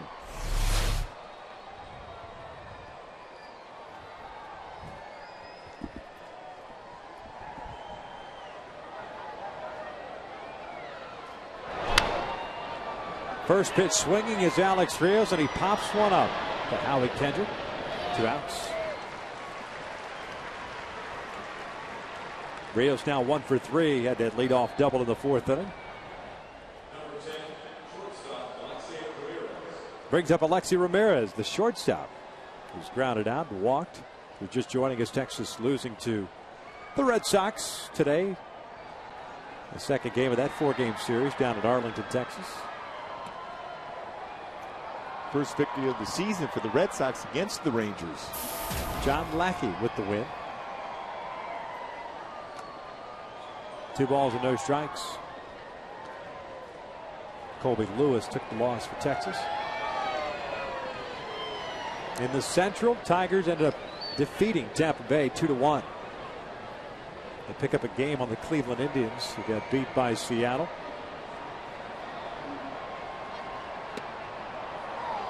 It's 2-1. They split a doubleheader, actually. Cleveland took game 1 7-5, then lost the nightcap 12-7. 3-1.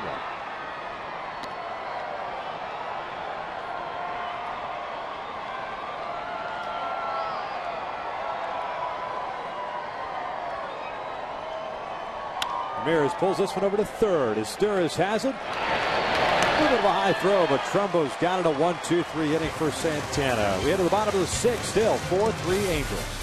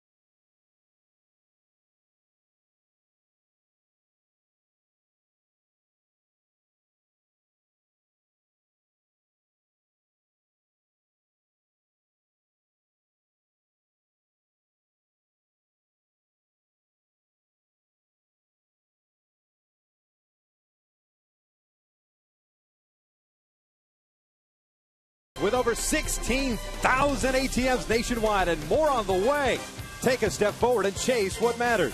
By Chrysler. Visit us at Chrysler.com or see your local dealer today. And by 76 Gasoline. We're on the driver's side. The Angels on top 4-3. Mark Buehrle on the bump for Chicago. 2 strikeouts, no walks. He's given up 6 hits.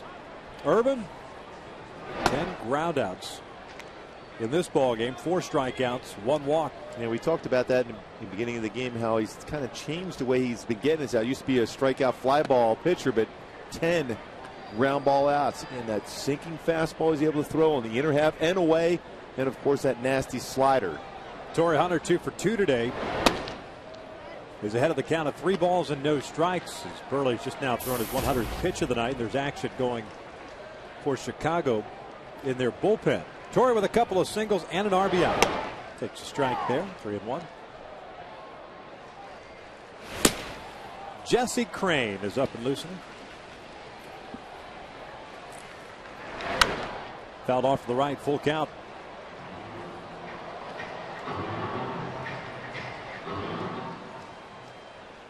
I wonder if Buehrle's going to throw a changeup right now. Doesn't give in to hitters too often. This one pulled towards short. Ramirez has it. There's out number 1. Fans, the Angels are now accepting season seat deposits for 2012. When you place a deposit before August 31st, you will receive the option to participate in 2011 pre-sale postseason ticket offer. For more information and to place your deposit, just log on to angels.com/season seats.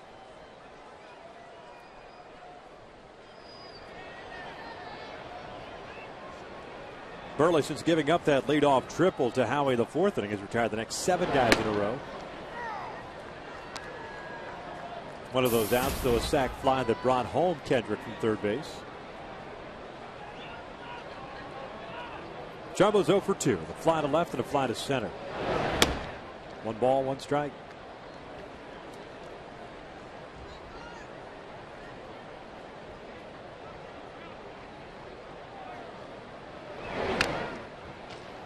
Again, the approach has to be to sit on off speed and adjust to a fastball. It's not necessarily going to get by you with the fastball. You have to keep your hands back longer in the strike zone on an off speed pitch, whether it's a changeup or the slow curveball.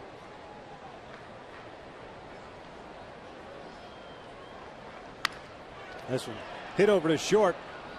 He jammed Trumbo, and there is the second out of the inning. Now it's time for a Coors Light. Cold, hard blast. Howie Kendrick back in the second inning. It's an elevated fastball. Drives it out to left center field, giving him the career high 11th home run of the season. Also makes it a triple. So far for Howie, he's been dominant on the offensive side so far against Burley. Home run for Howie in the second, a triple in the fourth. 2 runs scored. The home run is 11th. The triple is 3rd of the year. Ahead of the count of 2 balls and no strikes. 3 runs, 6 hits, 2 errors, 2 left on for the White Sox. 4 runs, 6 hits, no errors. 2 left on for the Angels. It's 3 balls and no strikes now. Vernon Wells on deck. Now he's going to definitely get the green light here. Mike Scioscia trusts his ability to know a strike.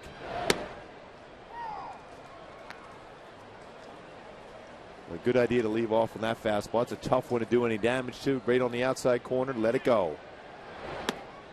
Full count.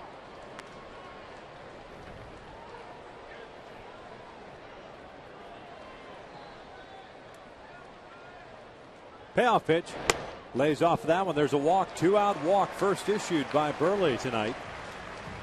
We go with the 2 strikeouts. And the Angels have a man on here, the 6th for Vernon Wells.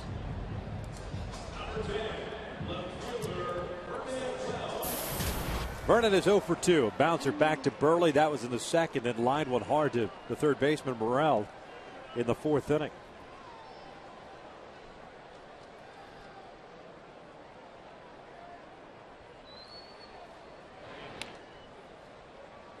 Howie just in ahead of the throw.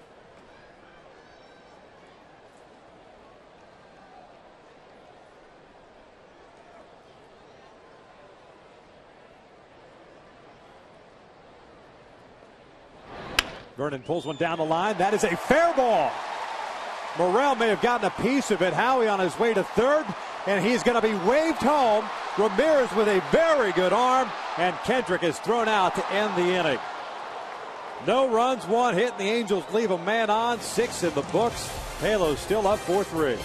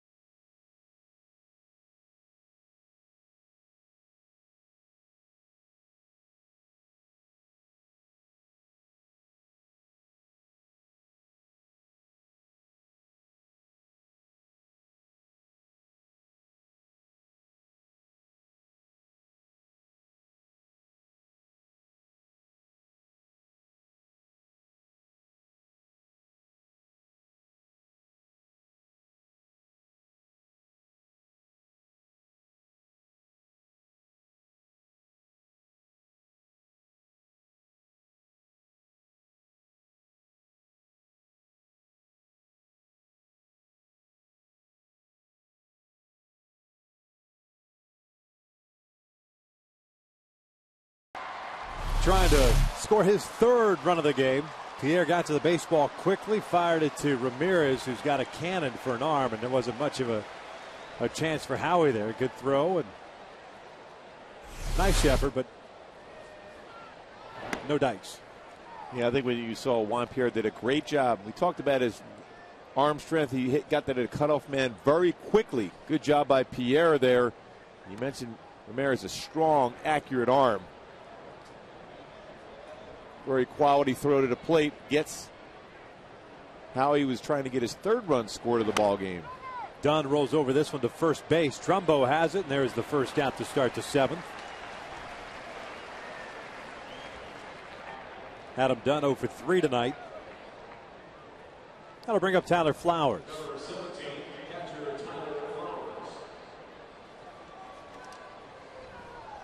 Wells did get credit for a double, his 11th of the year.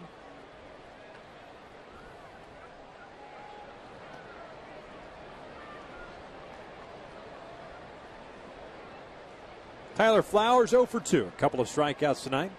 He's got 2 of the 4 that Santana has picked up.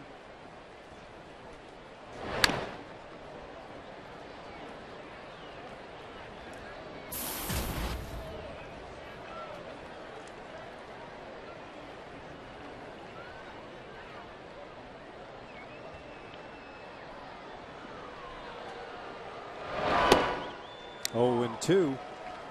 Flowers picking up his first major league home run. August 13th. That was off Luke Hochevar's one and only home run of the big league so far. 1-2 now. Called up from AAA Charlotte back on July the 10th. Heading down 261 down to the minor leagues with 15 home runs. 1-2 pitch. Boy, that was a beauty. Fastball. I think Didn't it get froze the call. everybody, including Flowers. Flowers anticipating a breaking ball, got the fastball instead.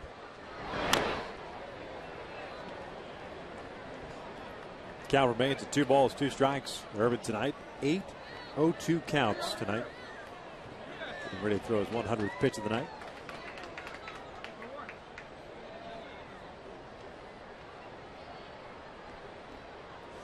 Another 2-2. Fastball. Missed inside, I guess. Full count.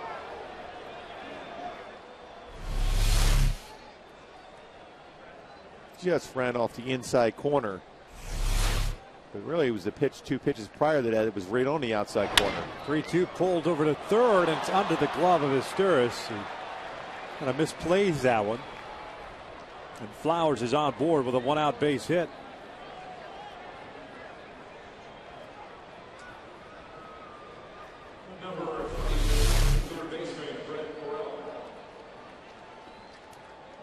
We almost allowed that baseball to play him at third base. Meister did. Usually very good soft hands at third base. Let the ball get by him.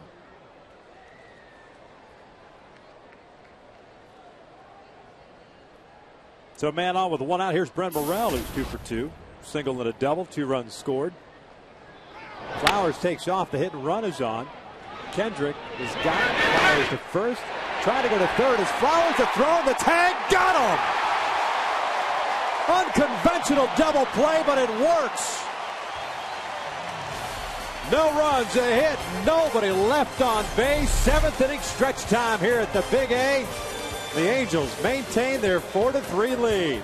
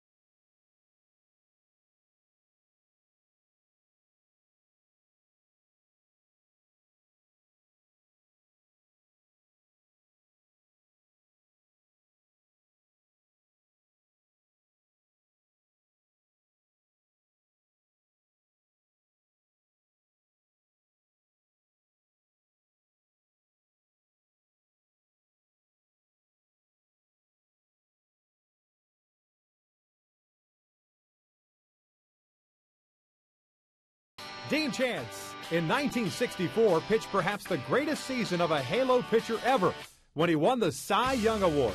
In 1964, he was probably the best pitcher I've ever seen. Very intimidating. Harmon Killebrew stepped out of the box once and said, "Buck, this guy's not even looking at me." Nobody wanted to face him. Crazy farm boy.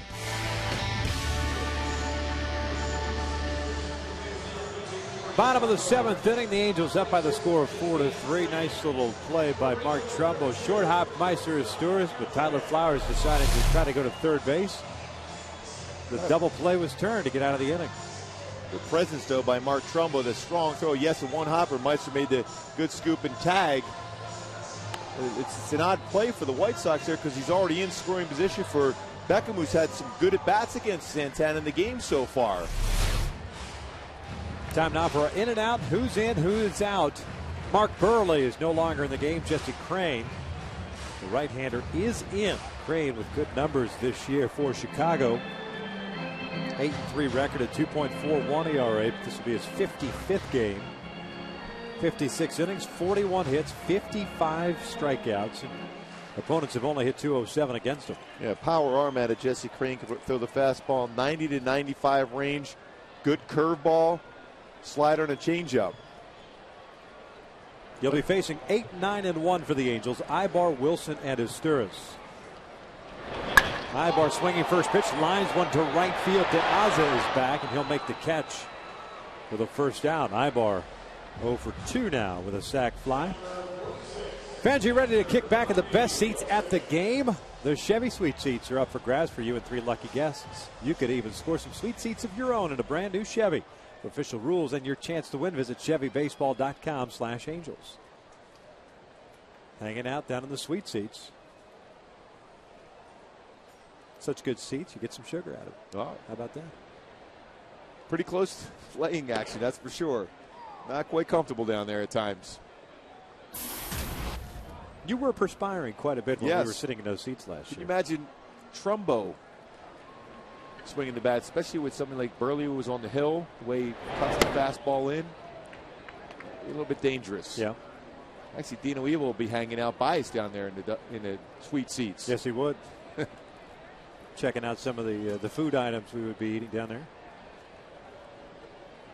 1-1 to Bobby. Breaking ball is just low, I guess. It's 2 balls and 1 strike. Jesse Crain, 29 years of age. Toronto, Canada. Makes his home in Houston. Longtime Minnesota Twin. Second round pick by the Twins in 2002. Delivers a strike here, and it's 2-2.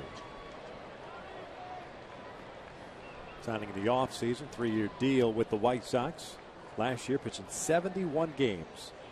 Not a career high for him, by the way. 75 games back in 2005 was his career high. 2-2. Wilson fouls it back. And a reliever his entire career. Minor leagues, big leagues, everything. Yeah, when you look at his arm motion, more of a short armor. Kind of like a Kenny Hill. He pitched for the Angels for a bit himself. Brings that baseball out of the glove and gets the arm through the throwing delivery quick. This one looped out toward right center field. That falls in for a 1-out base hit, so Bobby is on board. 1 for 3 night for Wilson. He'll bring up the top the ordered Meister Asturias.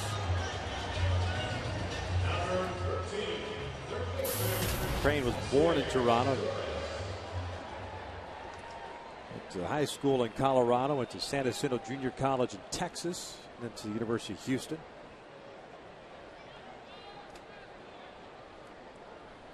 Nasty stuff when he was on. It's down low, 1 ball, no strikes.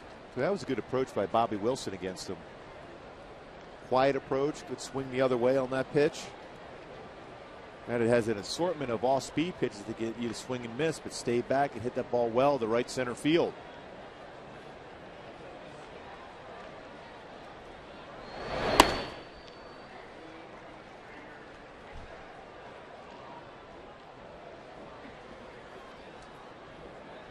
Esteras with a 2-ball, no strike count. Meiser 2 for 3 with a single, a double, and a ground ball, back to the pitcher.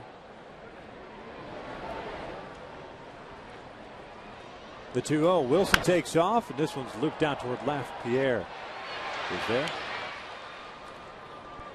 2 outs. Bobby heads back to the bag. So she puts a hit and run on. If they're unable to hit that ball on the ground, it's a fly ball to left field. A couple of guys loosening for Chicago. Jason Frazier's the right-hander. Willie Oman, lefty.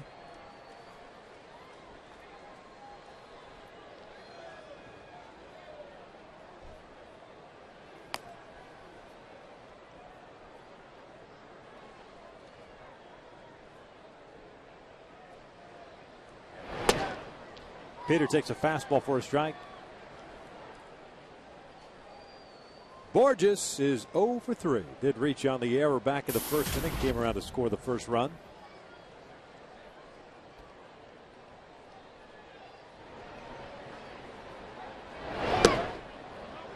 Checked his swing.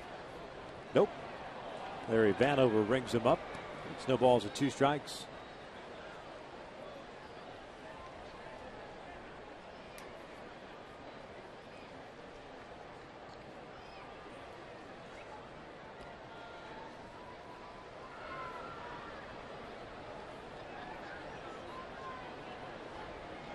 Oh, 2 pitch. Fastball fouled off to the right. 94 miles an hour.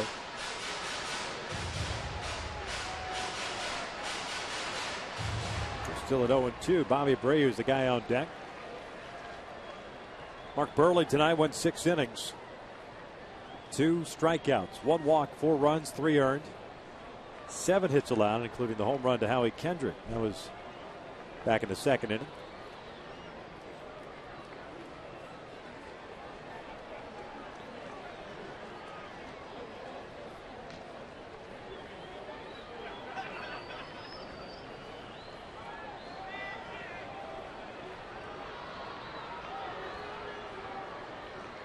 Wilson takes off. The pitch is up and in. The throw down is in time, and Bobby is thrown out to end the Angels' 7. 7 on the books. The Halos still up 4-3.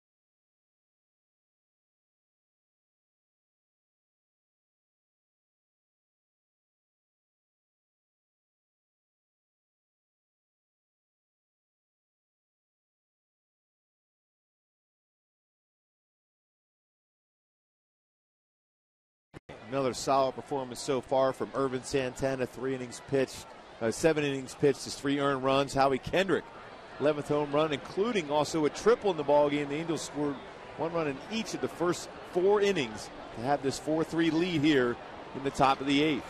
Facing Gordon Beckham, the 9th place hitter and second baseman, who takes a breaking ball for a strike. Beckham tonight 1 for 2. RBI double with a run scored to the 3rd. Ground out in the 5th. Pops this one up behind the plate. For the White Sox on deck circle, Wilson makes a catch. There's out number 1.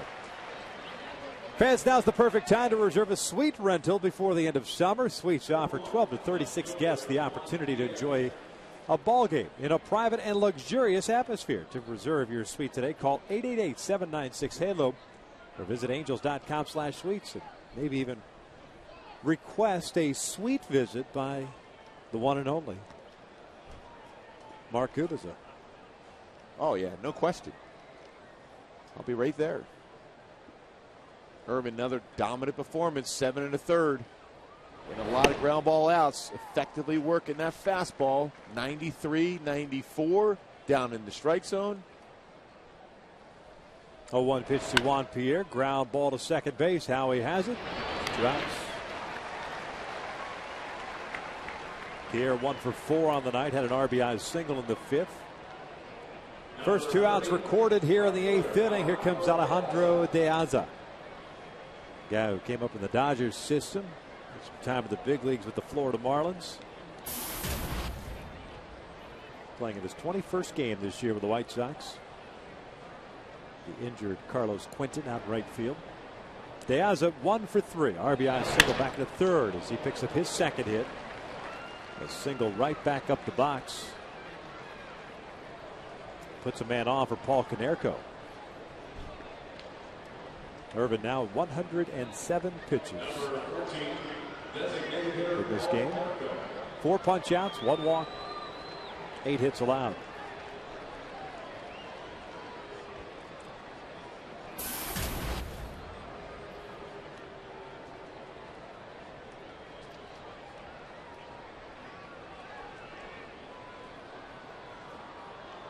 Konerko tonight 0 for 3. A fly to right, a fielder's choice, and a strikeout.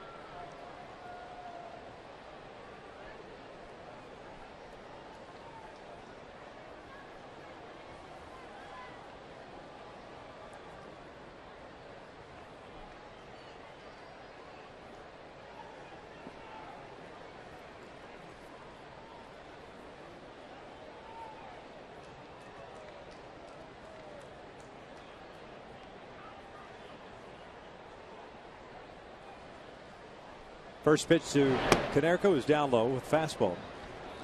1 ball, no strikes. Tomorrow night, same time, 7:05 start here at the Big A. Jared Weaver going up against Zach Stewart. A couple of right-handers. Weave going for win number 15.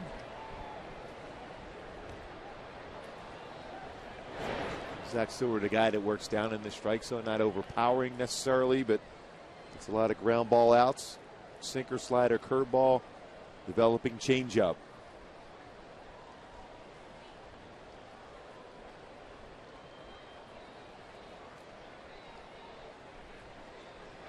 Konerko bouncing it foul.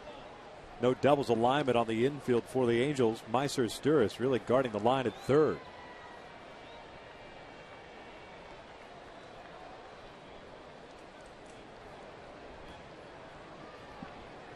There's a good shot of Meiser. Left portion of your screen. Everyone else pretty much straight up. Trumbo, of course, holding De Aza at first base.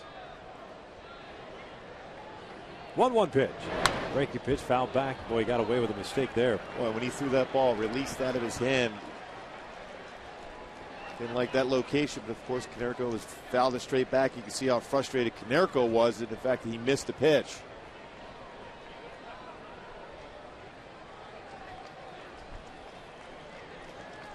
That's a right on the line to prevent that potential double down the line by Konerko.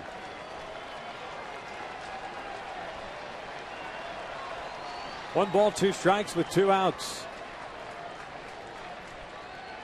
De Aza takes off. Konerko fouls it off to the right.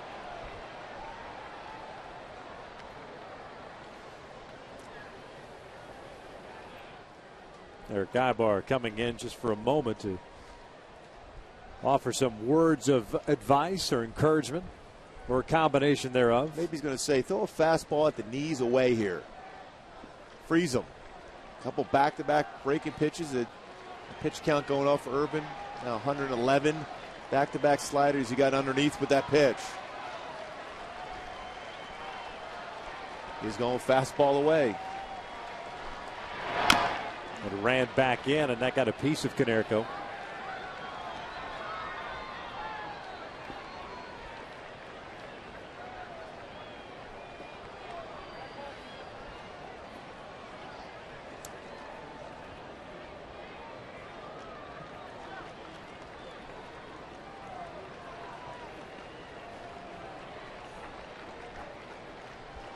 So the count remains at a ball and 2 strikes. 112 pitches now by Santana, 72 strikes.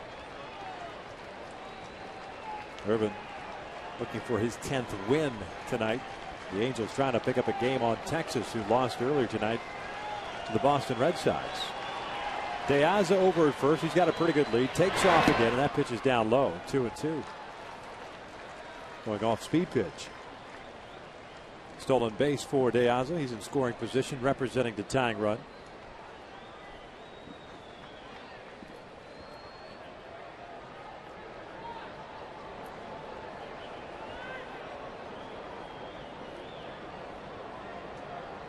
Mike Butcher out to pay a visit. Bobby Casvon had been loosening. He should be ready to go.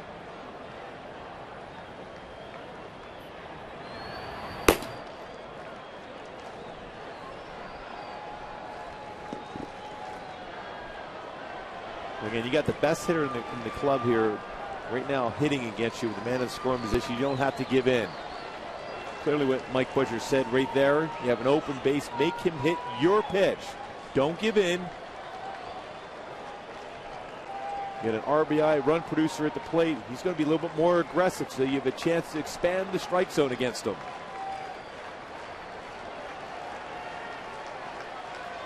Two. Base hit to right field. De Aza is being waved around. Here comes a throw from Torrey Hunter. It's up the line, and we're tied up at 4.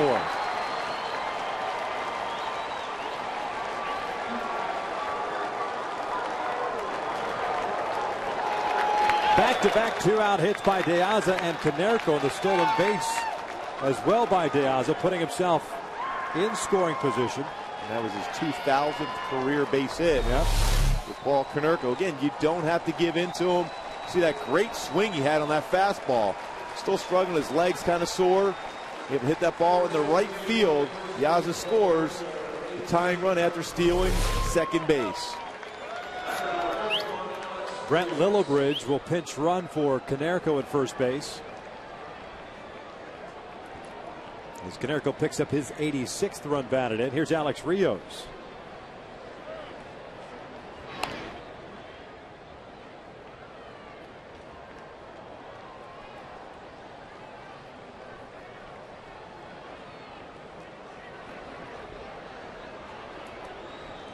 First 2 outs rather easily. De Aza on the first pitch.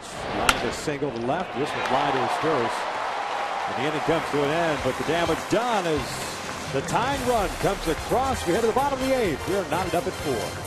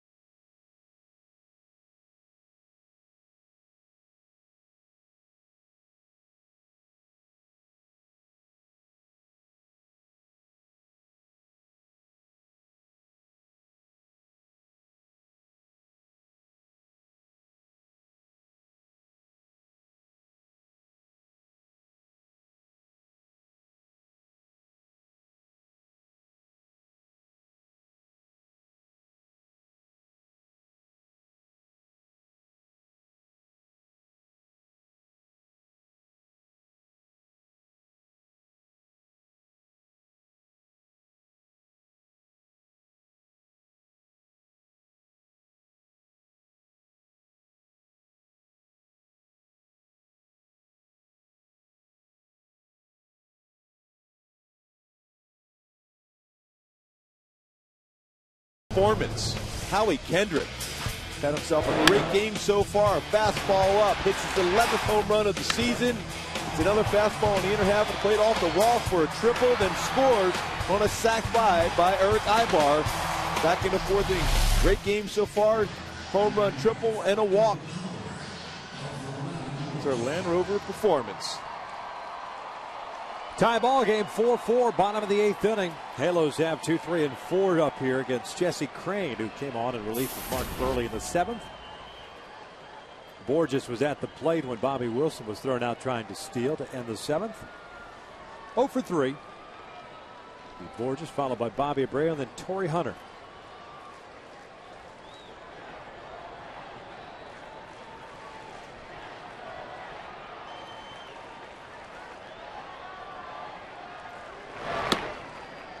Peter takes a strike. Morrell in on the grass and on the line at third base. Dunn just about even with the bag at first. 0-1 pitch. Outside, 1 ball, 1 strike. Well, Peter Borges has that opportunity to push bunt to the right side of the infield. He's shown he's got a great ability to be able to handle the bat. This one out toward right field. De Aza is there. 1 out.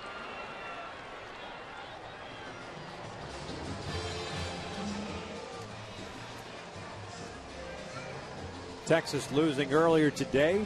The Angels with an opportunity with a victory tonight to be 3.5 back of Texas. They've got 2 more against the Red Sox.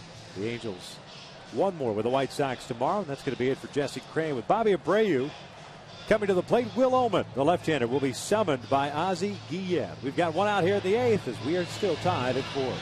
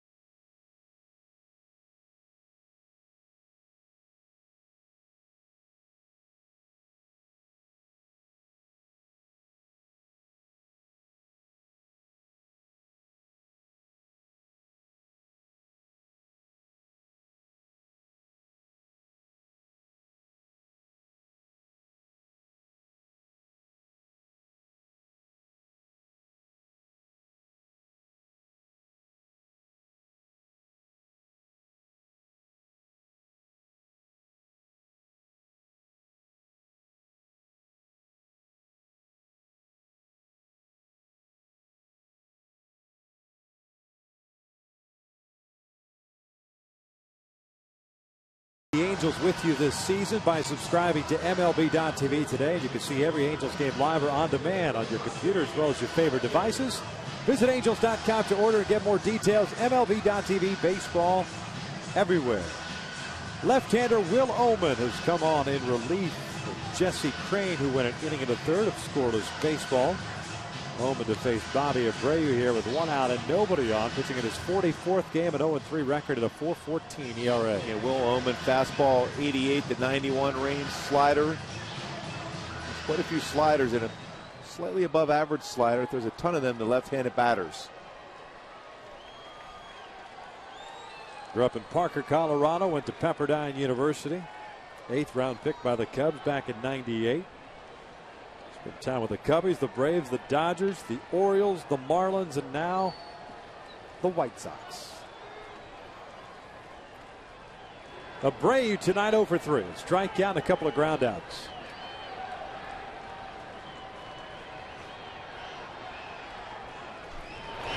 Swinging first pitch, drives 1 out towards center field. Jason Rios back, still going back, and the wall makes the catch for out number 2.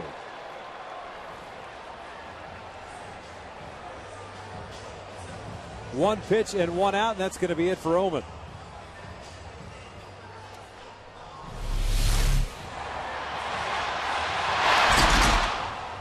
He was back on that baseball, playing pretty deep against Bobby. Never takes his eye off the baseball as he runs right into that wall. So a pitching change. We're still in the bottom of the 8th and still tied at 4. Your attention, please. Now pitching for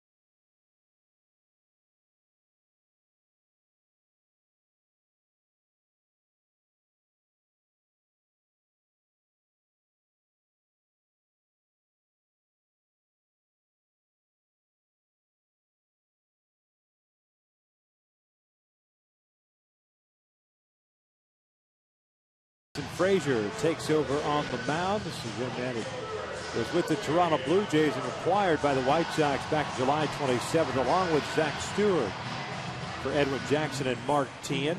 Overall, his numbers have been pretty good, pitching in his 56th game, a 3.38 ERA, but this will be his 12th game with the White Sox, in which he hasn't really fared that well. 1-1 record and a .540 earned run average, 8 1/3 innings, 7 hits. He could strike out some guys, though. 13 punch-outs and 5 walks. He's coming over to Chicago. And he's allowed 2 home runs in that 8 1/3 with the White Sox, 6 overall in the season. Fastball not overpowering. 88 to 91 range, but he does have a very good slider. At times, though, that's the pitch that gets him most, hanging a slider over the plate.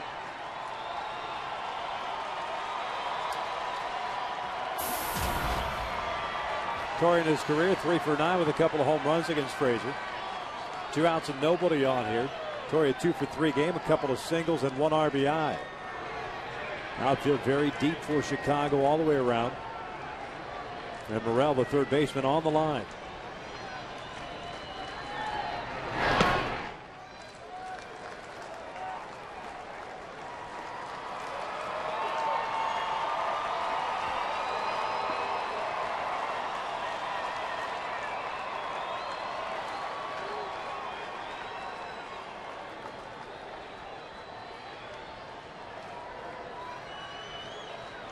Boy, long look in for Frazier here. 1 ball, no strikes. Here's the 1-0. Lays off, and it's a strike. 1-1. Torrey perhaps taking that pitch a little bit down.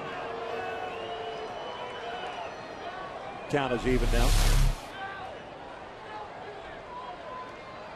Fastball catches the outside corner. Very tough pitch. You're better off just letting that one go, unless you're behind in the count.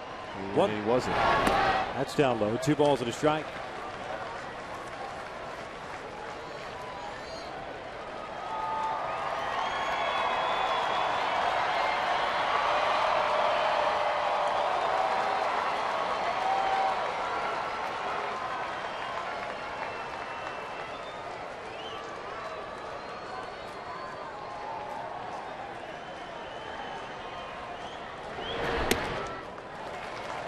Three balls and 1 strike now.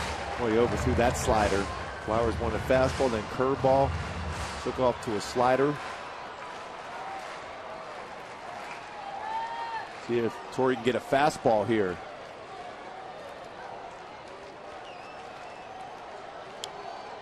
And off speed once again. Did not go. That's ball 4. Ozzy's not happy in the dugout. Larry Vanover making the call at first base. Torrey thought he had gone around. That's why Torrey stayed at home plate.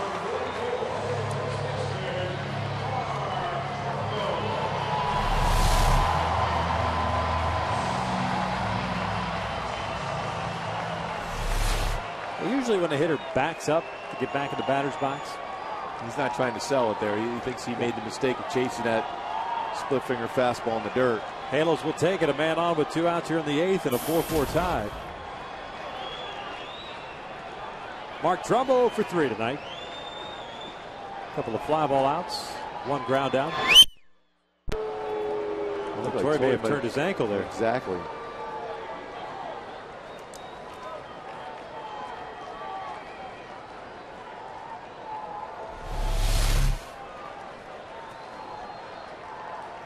Wow, you can see that ankle turn on the base.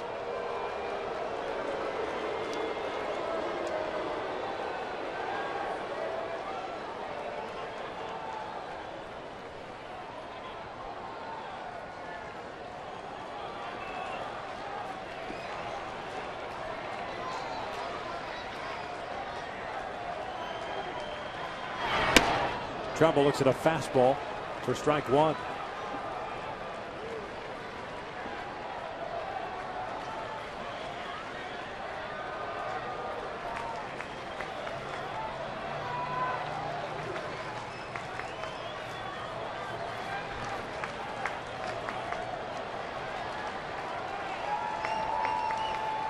Pretty decent lead for Hunter at first base. Here's the 0-1 pitch. Trumbo swinging a miss. It's 0-2.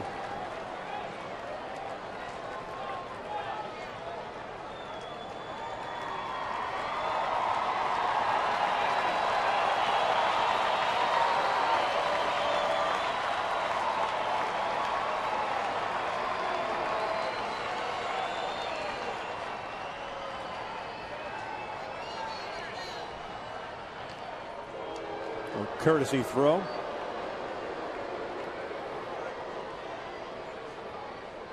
Anticipating that Torrey may try to go on an 0-2 pitch, thinking whether it's a split finger fastball or a slider in the dirt, better opportunity to steal a base. 0-2 count here on Trumbo. Another throw to first. The Angels with solo runs in the first 4 innings. Chicago with 2 in the 3rd, 1 in the 5th, and 1 in the 8th. Back-to-back hits by De Aza and Konerko. With 2 outs off Irvin Santana. Konerko collecting his 2000th career hit on that single. Picking up his 86th run batted in. Here's the 0-2. Pitch out. Nothing's happening. 1-2. The Angels have Jordan Walden loosening in their bullpen. He'll be coming on in the 9th regardless. The White Sox in the 9th inning have Ramirez, Dunn, and Flowers due up 5, 6, and 7.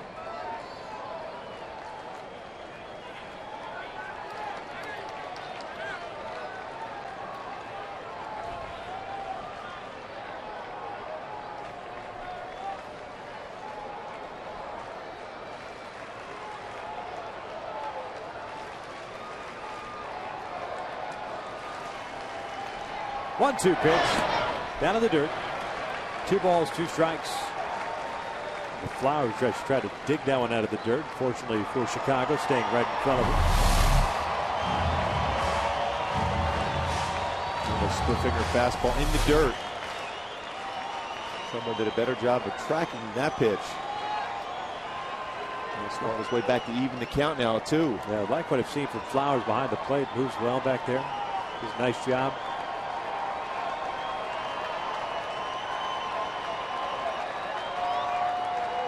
Two and two now, 2 outs, 4-4 tie here in the 8th. Hunter over at first. The pitch, that's up and in. And Torrey will be off the pitch now. A little bit of a head start. Certainly an advantage if Mark Trumbo can hit the ball in the gap.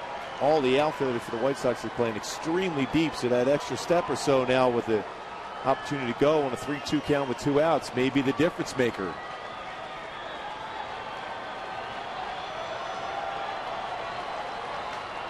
On the infield, the White Sox playing Trumbull to pull the outfield straight up against the big first baseman. Torre goes a 3-2, and Trumbull hits a sharp ground ball past Beckham into center field. Torre on his way to third. He'll be stopped there as Rios gets the baseball back in quickly. A tomahawk base hit by Trumbull, and the Angels have runners at first and third with 2 outs, and Howie coming up. Well, what a nice job by Mark Trumbull. Fell behind 0-2. Laid off a couple good split finger fastballs. This time gets a fastball. It's a rocket by Beckham into the outfield. Torre able to cruise into third base.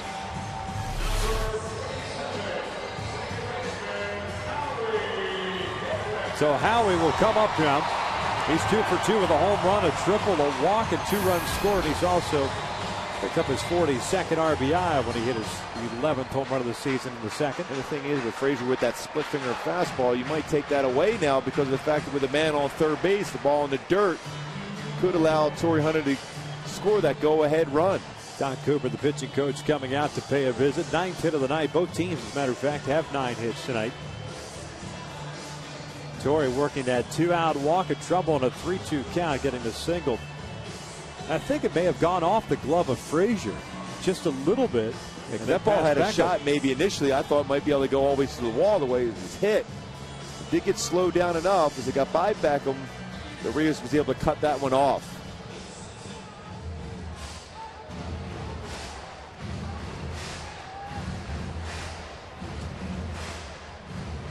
So Hunter standing at third, Trumbull at first. Here's Howie.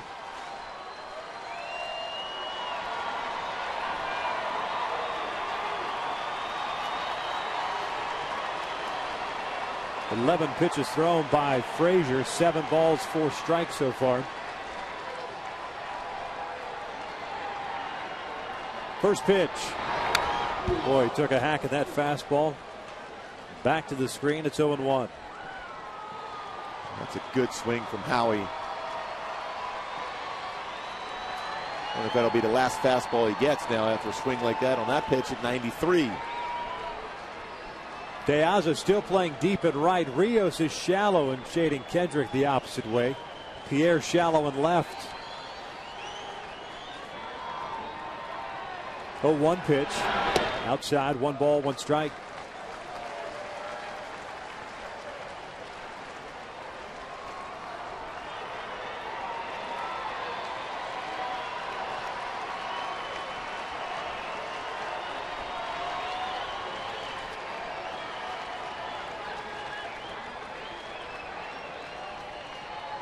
Here's the 1-1. Late swing on that fastball, 1-2. And Cowie anticipating a split finger pitch of the breaking ball. Yeah, look, with that type of swing, yes, there's no question about it. Now Torrey's got to be in position to get a good secondary lead in case the pitch is thrown in the dirt here.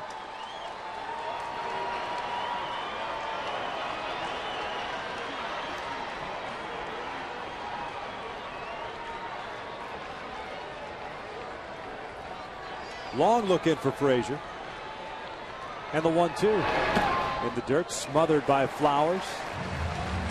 2 balls, 2 strikes.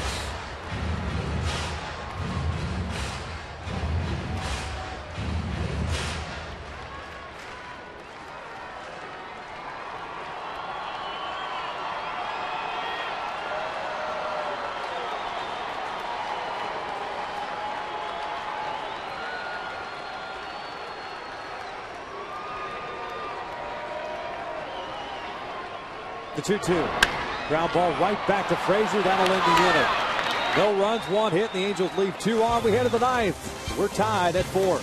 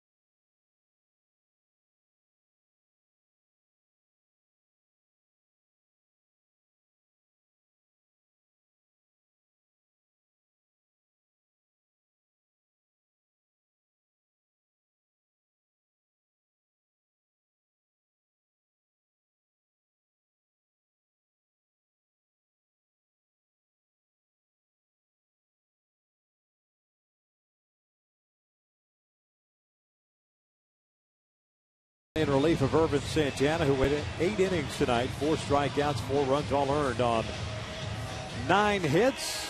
Jordan comes on with a 3-3 record, of 2.77 earned run average. Right now, think in terms of not overthrowing the baseball. Get back to that good, somewhat smooth delivery he has as far as getting on the front leg. Don't force the issue, especially with his slider. Has a tendency to overthrow that pitch. It's a very good pitch when he stays back long enough over the pitching rubber to deliver that one. Here in the 9th inning, the White Sox sending up Alexi Ramirez, Adam Dunn, and then Tyler Flowers against the Angels closer.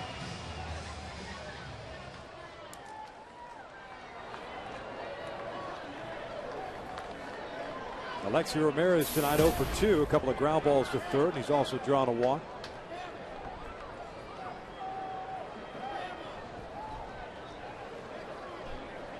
Walden last pitched on Saturday, went an inning and 2/3. Struck out 2, walked 1, gave up a hit. Ramirez takes a fastball for a strike.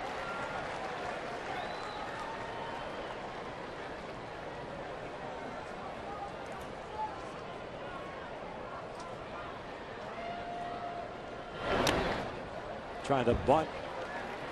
Just got a piece of it, fouls it back, and it's 0-2.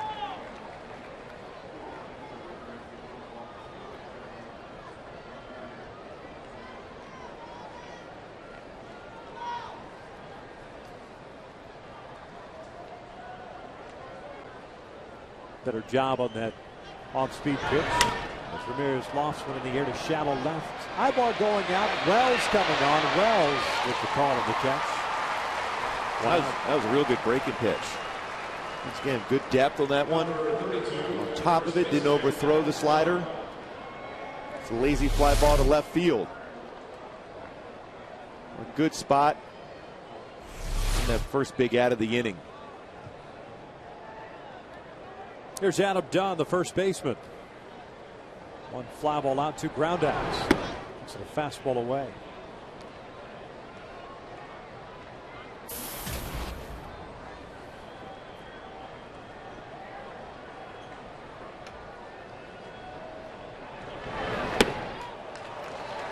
Changeup. Sold that one very well. 89-mile-an-hour pitch. 89-mile-an-hour change piece. Yeah, why not? That's a good fastball most of our days. We're right back at the same pitch. 2 balls and 1 strike. Jordan not messing around here tonight, working all 3 pitches so far.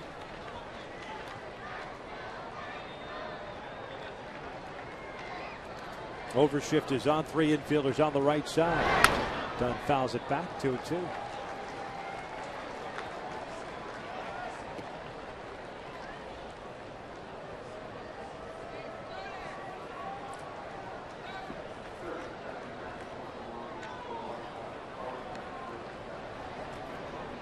Walden's ready. Here comes a 2-2. This one fouled off the left. White Sox have their left-hander, fireballing left-hander. Matt Thornton's up. Sergio Santos is the right-hander. That's their closer. A one-time shortstop. Another 2-2. They're off the end of the bat.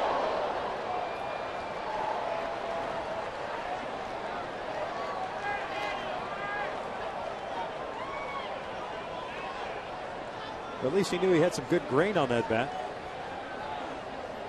You don't see that too often on a bat like that. No.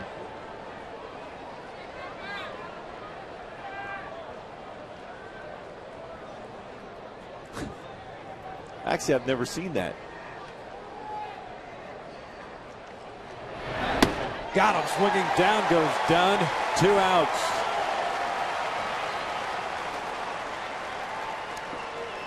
I mean, that bat looks almost like he put the tip of it in there in a wood chipper and then pulled it back out. Yeah, I mean, I've never seen a bat crack like that.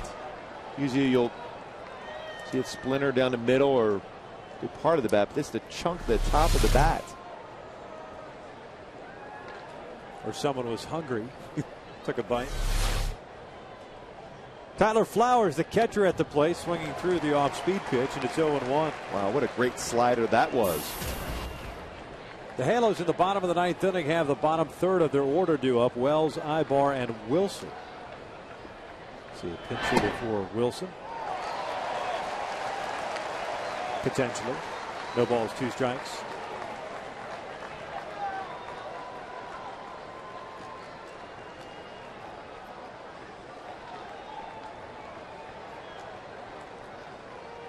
Here's the 0-2. Swing and a miss. Down goes Flowers. A 1-2-3 inning for Jordan Walden. We head to the bottom of the 9th. 7, 8, 9 due up in a tie ball game.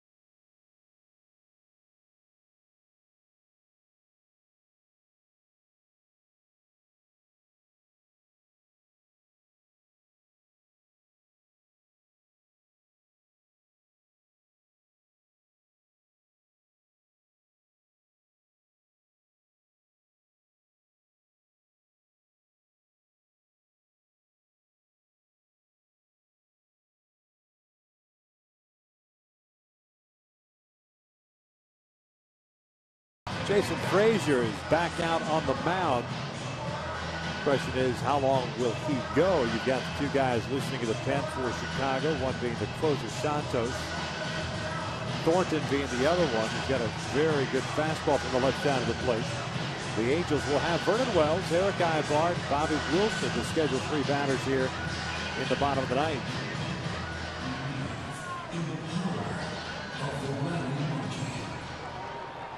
Looks like my pass has finally made it here. Yeah. Only on your passes. He's Yes. in full uni, too. It's a good look. Yes. Bring home the victory. A couple of former teammates facing each other here. Frazier and Wells from the Blue Jays days. Vernon 1 for 3, had a double in the 6th inning.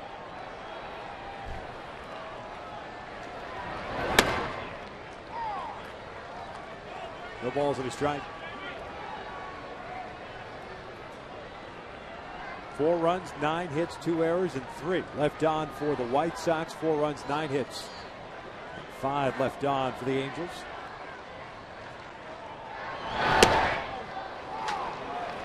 A couple of fastballs, 2 strikes. Vernon getting a couple fastballs against Frazier, a guy that throws a lot of sliders and split finger fastballs.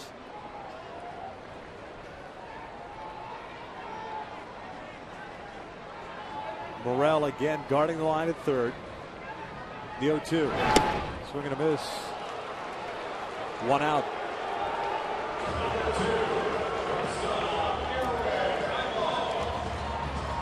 Brings up Ibar.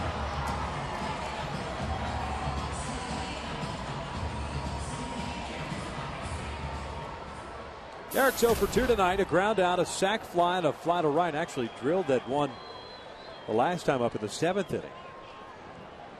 That was off Jesse Crane, but lined it out to De Aza in right field. Morel now in on the grass at third. Dunn deep at first. Breaking pitch is a called strike. And why not take a chance with the big donkey playing his back as he is at first base. You could bring one with you up that first base line. Definitely force him to field the baseball and flip it over to the pitcher covering the base, or Beckham covering from second base position. No balls, 2 strikes.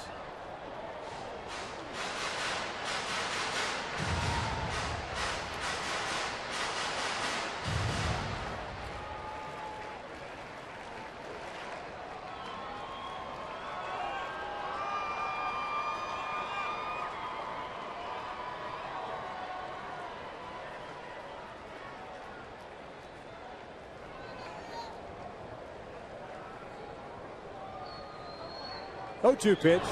Ibar gets jammed and rolls it foul. The RBI that Eric picked up in that 4th inning, his 44th of the year.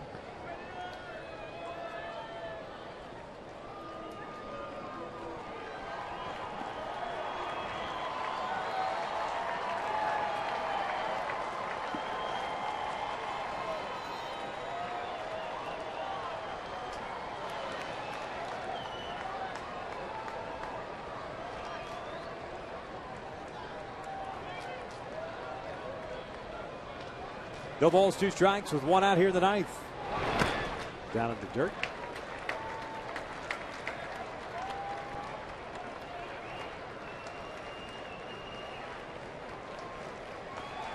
This thing got tied up with 2 outs in the 8th inning.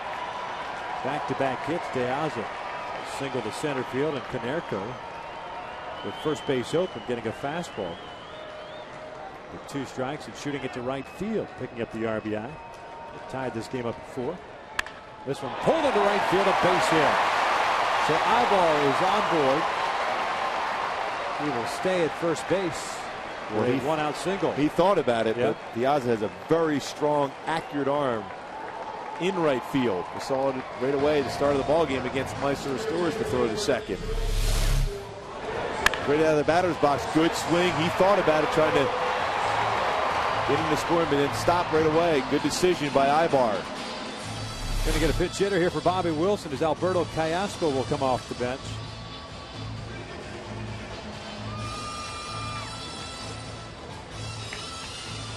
And it'll keep Matt Thornton in the bullpen, at least you would assume, considering Callasco's a switch hitter. Take his chances against Frazier. Hitting .282 on the year with 5 home runs is Alberto. 40 runs batted in.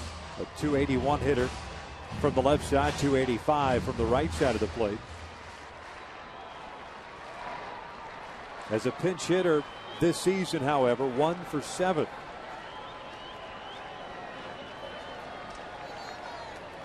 Yet the right side of the infield open with Dunn holding Ibar, who's got a very big lead at first base.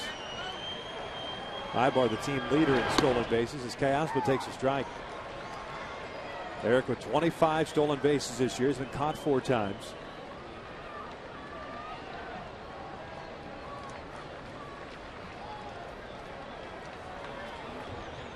And the outfield fairly deep too, with Callasco at the plate.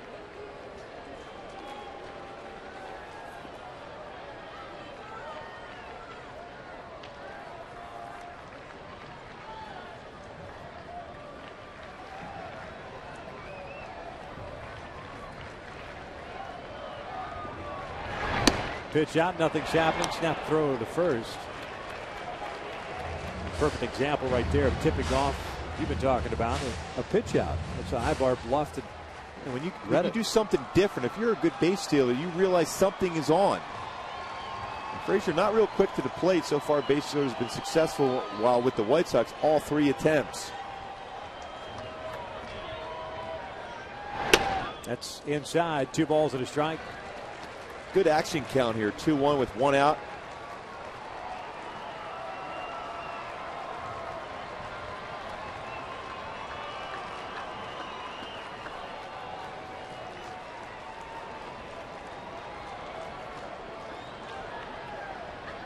Quick throw over there, and Ibar back in standing up. Wells striking out to start this bottom of the 9th. Ibar, a 2-strike base hit. He stands at first. Callasco pinch hitting for for Bobby Wilson. We've got the top of the order. Mysore Stewart on deck. He was going there. something was on. It was either a straight steal or a hit and run.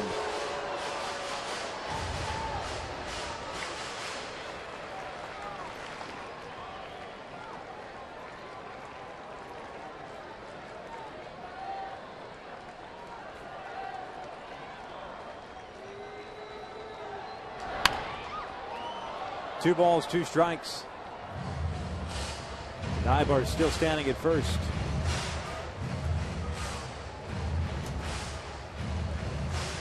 When you look what's, you have Callaspo up, you got Maestro on deck, and Peter Borges, all guys that are line drive single type hitter. That's when you want to see some type of movement and getting the White Sox defense out of their comfortable element here. See if you can go first to third on a base hit.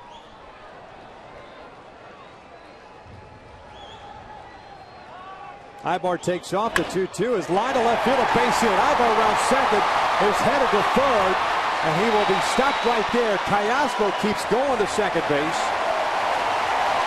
Good base hit by Alberto Callaspo puts runners at second and third with one out, and it's Sturz coming to the plate. Real good decision by Callaspo there. Grounds first base on the good swing to left field, and realize nobody's going to be at the base. That way you've taken away the potential double play ball. Good swing at that pitch right there to left field. Pierre coming in, making sure he gets the ball into third, realizing Callaspo, nobody's there to be able to cover the base. Cruz is in there, and you've taken away the double play ball, forcing the infield in now. Probably going to walk him.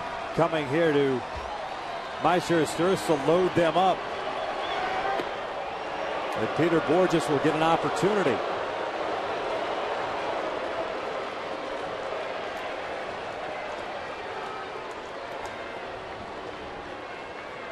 There's ball two.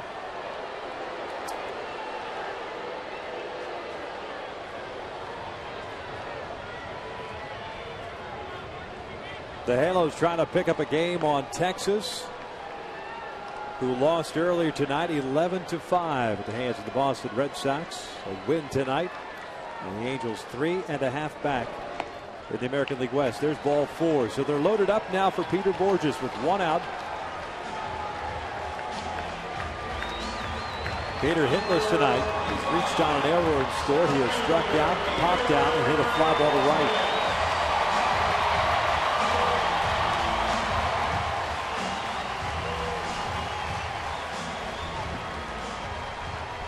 Ozzy's coming out.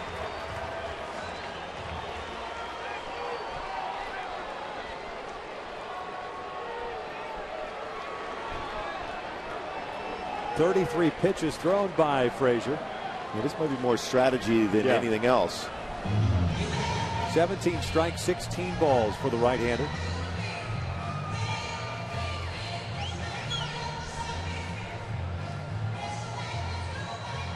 Now, Ozzy's battled Mike Scioscia a number of times. There's always that thought process of maybe a suicide squeeze, although it is easier to defend that with the bases loaded because now you have a force at home. Yep. And these are the times as a hitter you gear up for a good fastball. You don't chase that first pitch unless it's a pitch you can hit in the air.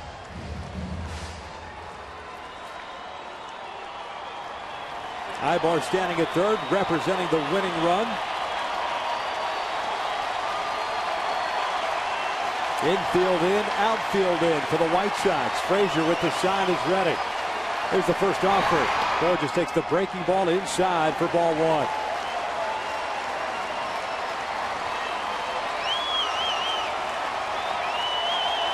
Now you look fastball out over the plate.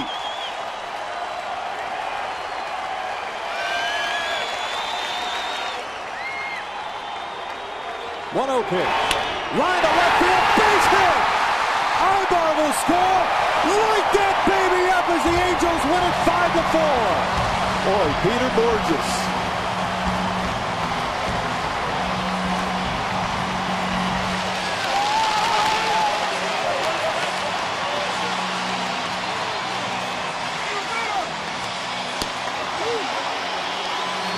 Just a great job by Peter Borges there. He got himself into a good count.